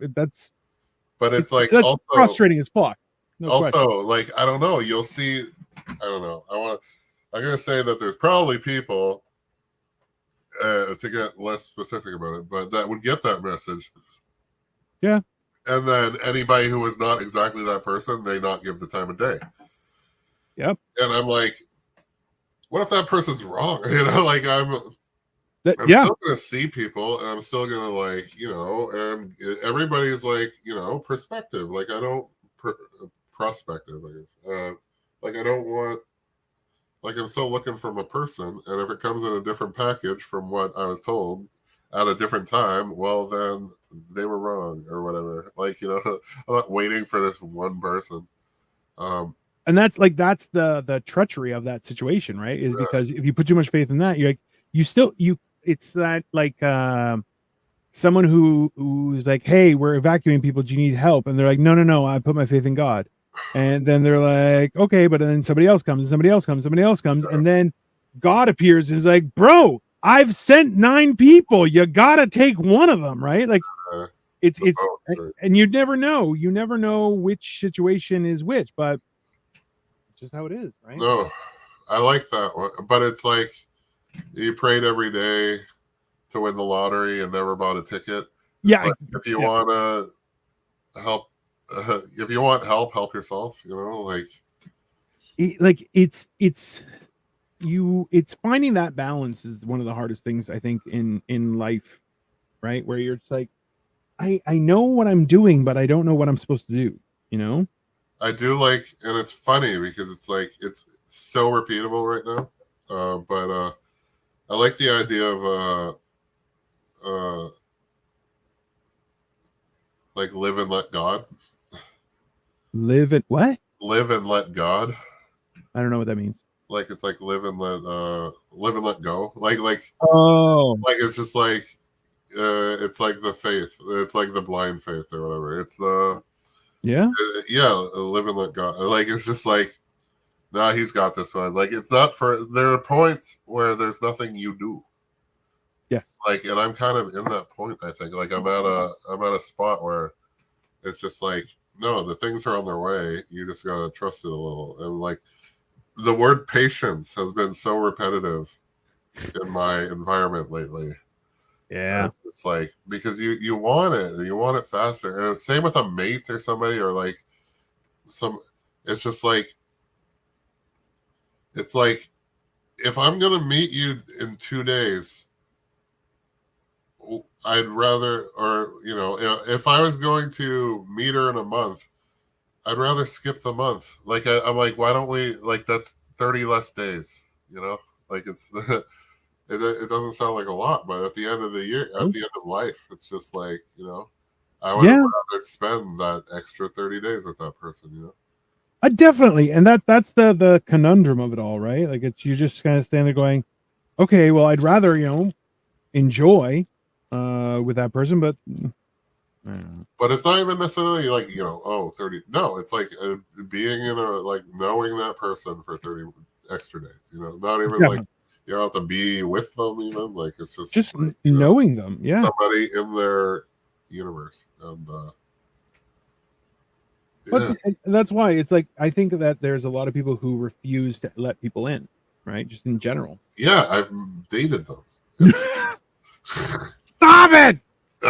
You're not making me feel bad with your jokes, you. No, and it's like true, man. Nobody. It is funny. I don't even have a doorman, man. Like it's insane. Like everybody has a bouncer, and I don't even have a fucking doorbell. Like it's just like there's no lock. Just come on in, and then yeah. But like I don't know, man. I don't want to be like looking for more. I'll find reasons to not want to be with you if they're loud enough. But it's just like I'm willing to work through it. Yeah, like a lot. You're like, listen, I'm okay to fight for us happily. I think that's a great idea, and if anything, that will help us be stronger. But you got to do something. You can't just assume you're like, oh, it's not perfect, I'm not going to do that. You're like, that's not life. No, there's a few things I like want and well, I guess expect in like a wife. I think but that's not, it's not about expectations. It's more so you're like, these are the bare minimum. Yeah, like it's not like she has to live up to it. It's just like no, she's got to bring that to the party, and then beyond that, it's just like then it's just personality. Like I don't know, like don't be abusive. Want to love, be supportive, be loyal, be trustworthy. Like those are just characteristics. Like it's not. That's why people are like, oh, I got to change my whole life. No, being loyal to somebody isn't changing your whole life. That's a change you're supposed to do, like really early on. You know, like loyalty is not my problem. Like because like I said, my conscience, I can't get away with cheating. I would have to not know, and then what's the point? I meant loyalty from them, but yes. Oh no, I agree, but like no, also true. But it's just like no, I'm like don't do anything. Like I can't go against my own self-respect with that shit. You know? I mean, how is it that so many people don't get that? Where you're like, yeah, I could cheat, but I'm not going to respect myself, and I have to live with me. You know, like that's the real issue. It's more to it than that, right? But people just don't back about like there's times where like I guess I had opportunities. Sure. And then like I'm not with that person now, so would it have made a difference? I'm just like, but it like there is that. like I would still have known, and who knows if that person found out what that would have done, damage that would have done to them too. You know, like it's just Yeah. All but right, like I didn't do it, so good. Let me turn this bad boy up. So this is finished. We have Big Bird, the house there. There's Cookie Monster. Let me just try and turn this bad boy around. There's a pizza parlor with an area to eat pizza and a flower area. And then this is like, let's be honest, this is like a gajillion dollars as a house if you were to buy it. But that's it. That's it, everybody. Wait, where? Okay, do you have count or no? No, I have one, like it's a keychain one. So, but there was no count included in the box, which I'm like, I didn't enjoy that, but you know, what are you gonna do? But like, no, he's gotta be. He is pictured, right? I know. I saw him, and that's why I'm like, what the fuck? He is right. Hold on, let me try. It's in the small house. Turn it. Is it? It's in the small one. You know what the small one is? I'm trying. Yep, there he is.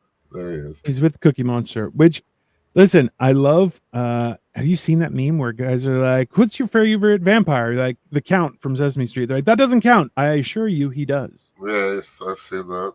It is fantastic. Let me see why this thing isn't fucking sticking. No, it's sitting there talking to our group, and there's this one dude who's just like so fucking pretentious, and like he's walking around with the book Sapien and talking about, oh, you need to know where the humans came from. I'm like, I don't think it's in that book, dude. And so you don't. I was like, you're fucking whatever. And then later he's like, oh, you know, it's so stupid when they ask you for a fault and you just talk about a strength, like it's my perfectionism. And then I brought up the one about like honesty, and it's just like, I don't think that's a fault. It's just like, I don't give a fuck what you think. Yeah. I love that line because, bro. He's like, oh, that's been everywhere, blah, blah, blah. I'm like, yeah, it's funny. Eat me. I'm like, I don't care. I'm like, it was topical. I said, bite me. Like, and he fucked off later. And it's like, no, I'm not going to deal with that shit. And I'm not going to be like, oh, no. And he was like, oh, my parents, and he was talking about, he's like, oh, my parents think I'm so successful. And like some data and bullshit. Like he's Indian. Yeah. And then he's like, they want me to buy a house, and he's like, I might tell them. And I'm just like, yeah, you're just lying. You're living a lie. And it's like, what if they're just watching the show one day? It's like, oh, they'll never watch something that is in English. And I'm just like, yeah, you think you're above everybody. You're a fucking douchebag. And I'm like sick of listening to you. I'm like, the first 2 days you were not over here. Well, man, can we return to that? Like, like once I was like, but that's the thing. People will look at me like I'm an asshole. No, I was bluntly rude because first off, he was being rude because he was like just trying to be so above it. So I go below it, and I'm just like, no, fuck you. You're a little piece of shit. I'm gonna call you out for it. And then he like fucked off. But it's like I look like shit because I don't care about people's opinion. But then it's like people treat me different from that. It's just like, well, shit. That's the downfall. But that's on them. Like that's their loss, and they can just suck it. Anyway, I know. It's like it hurts relationships that I need or want. Right. I'm gonna end this stream. Thank you everyone for watching, and I'm going to. We're just gonna chit chat. So, thanks everybody. Bye. Bye.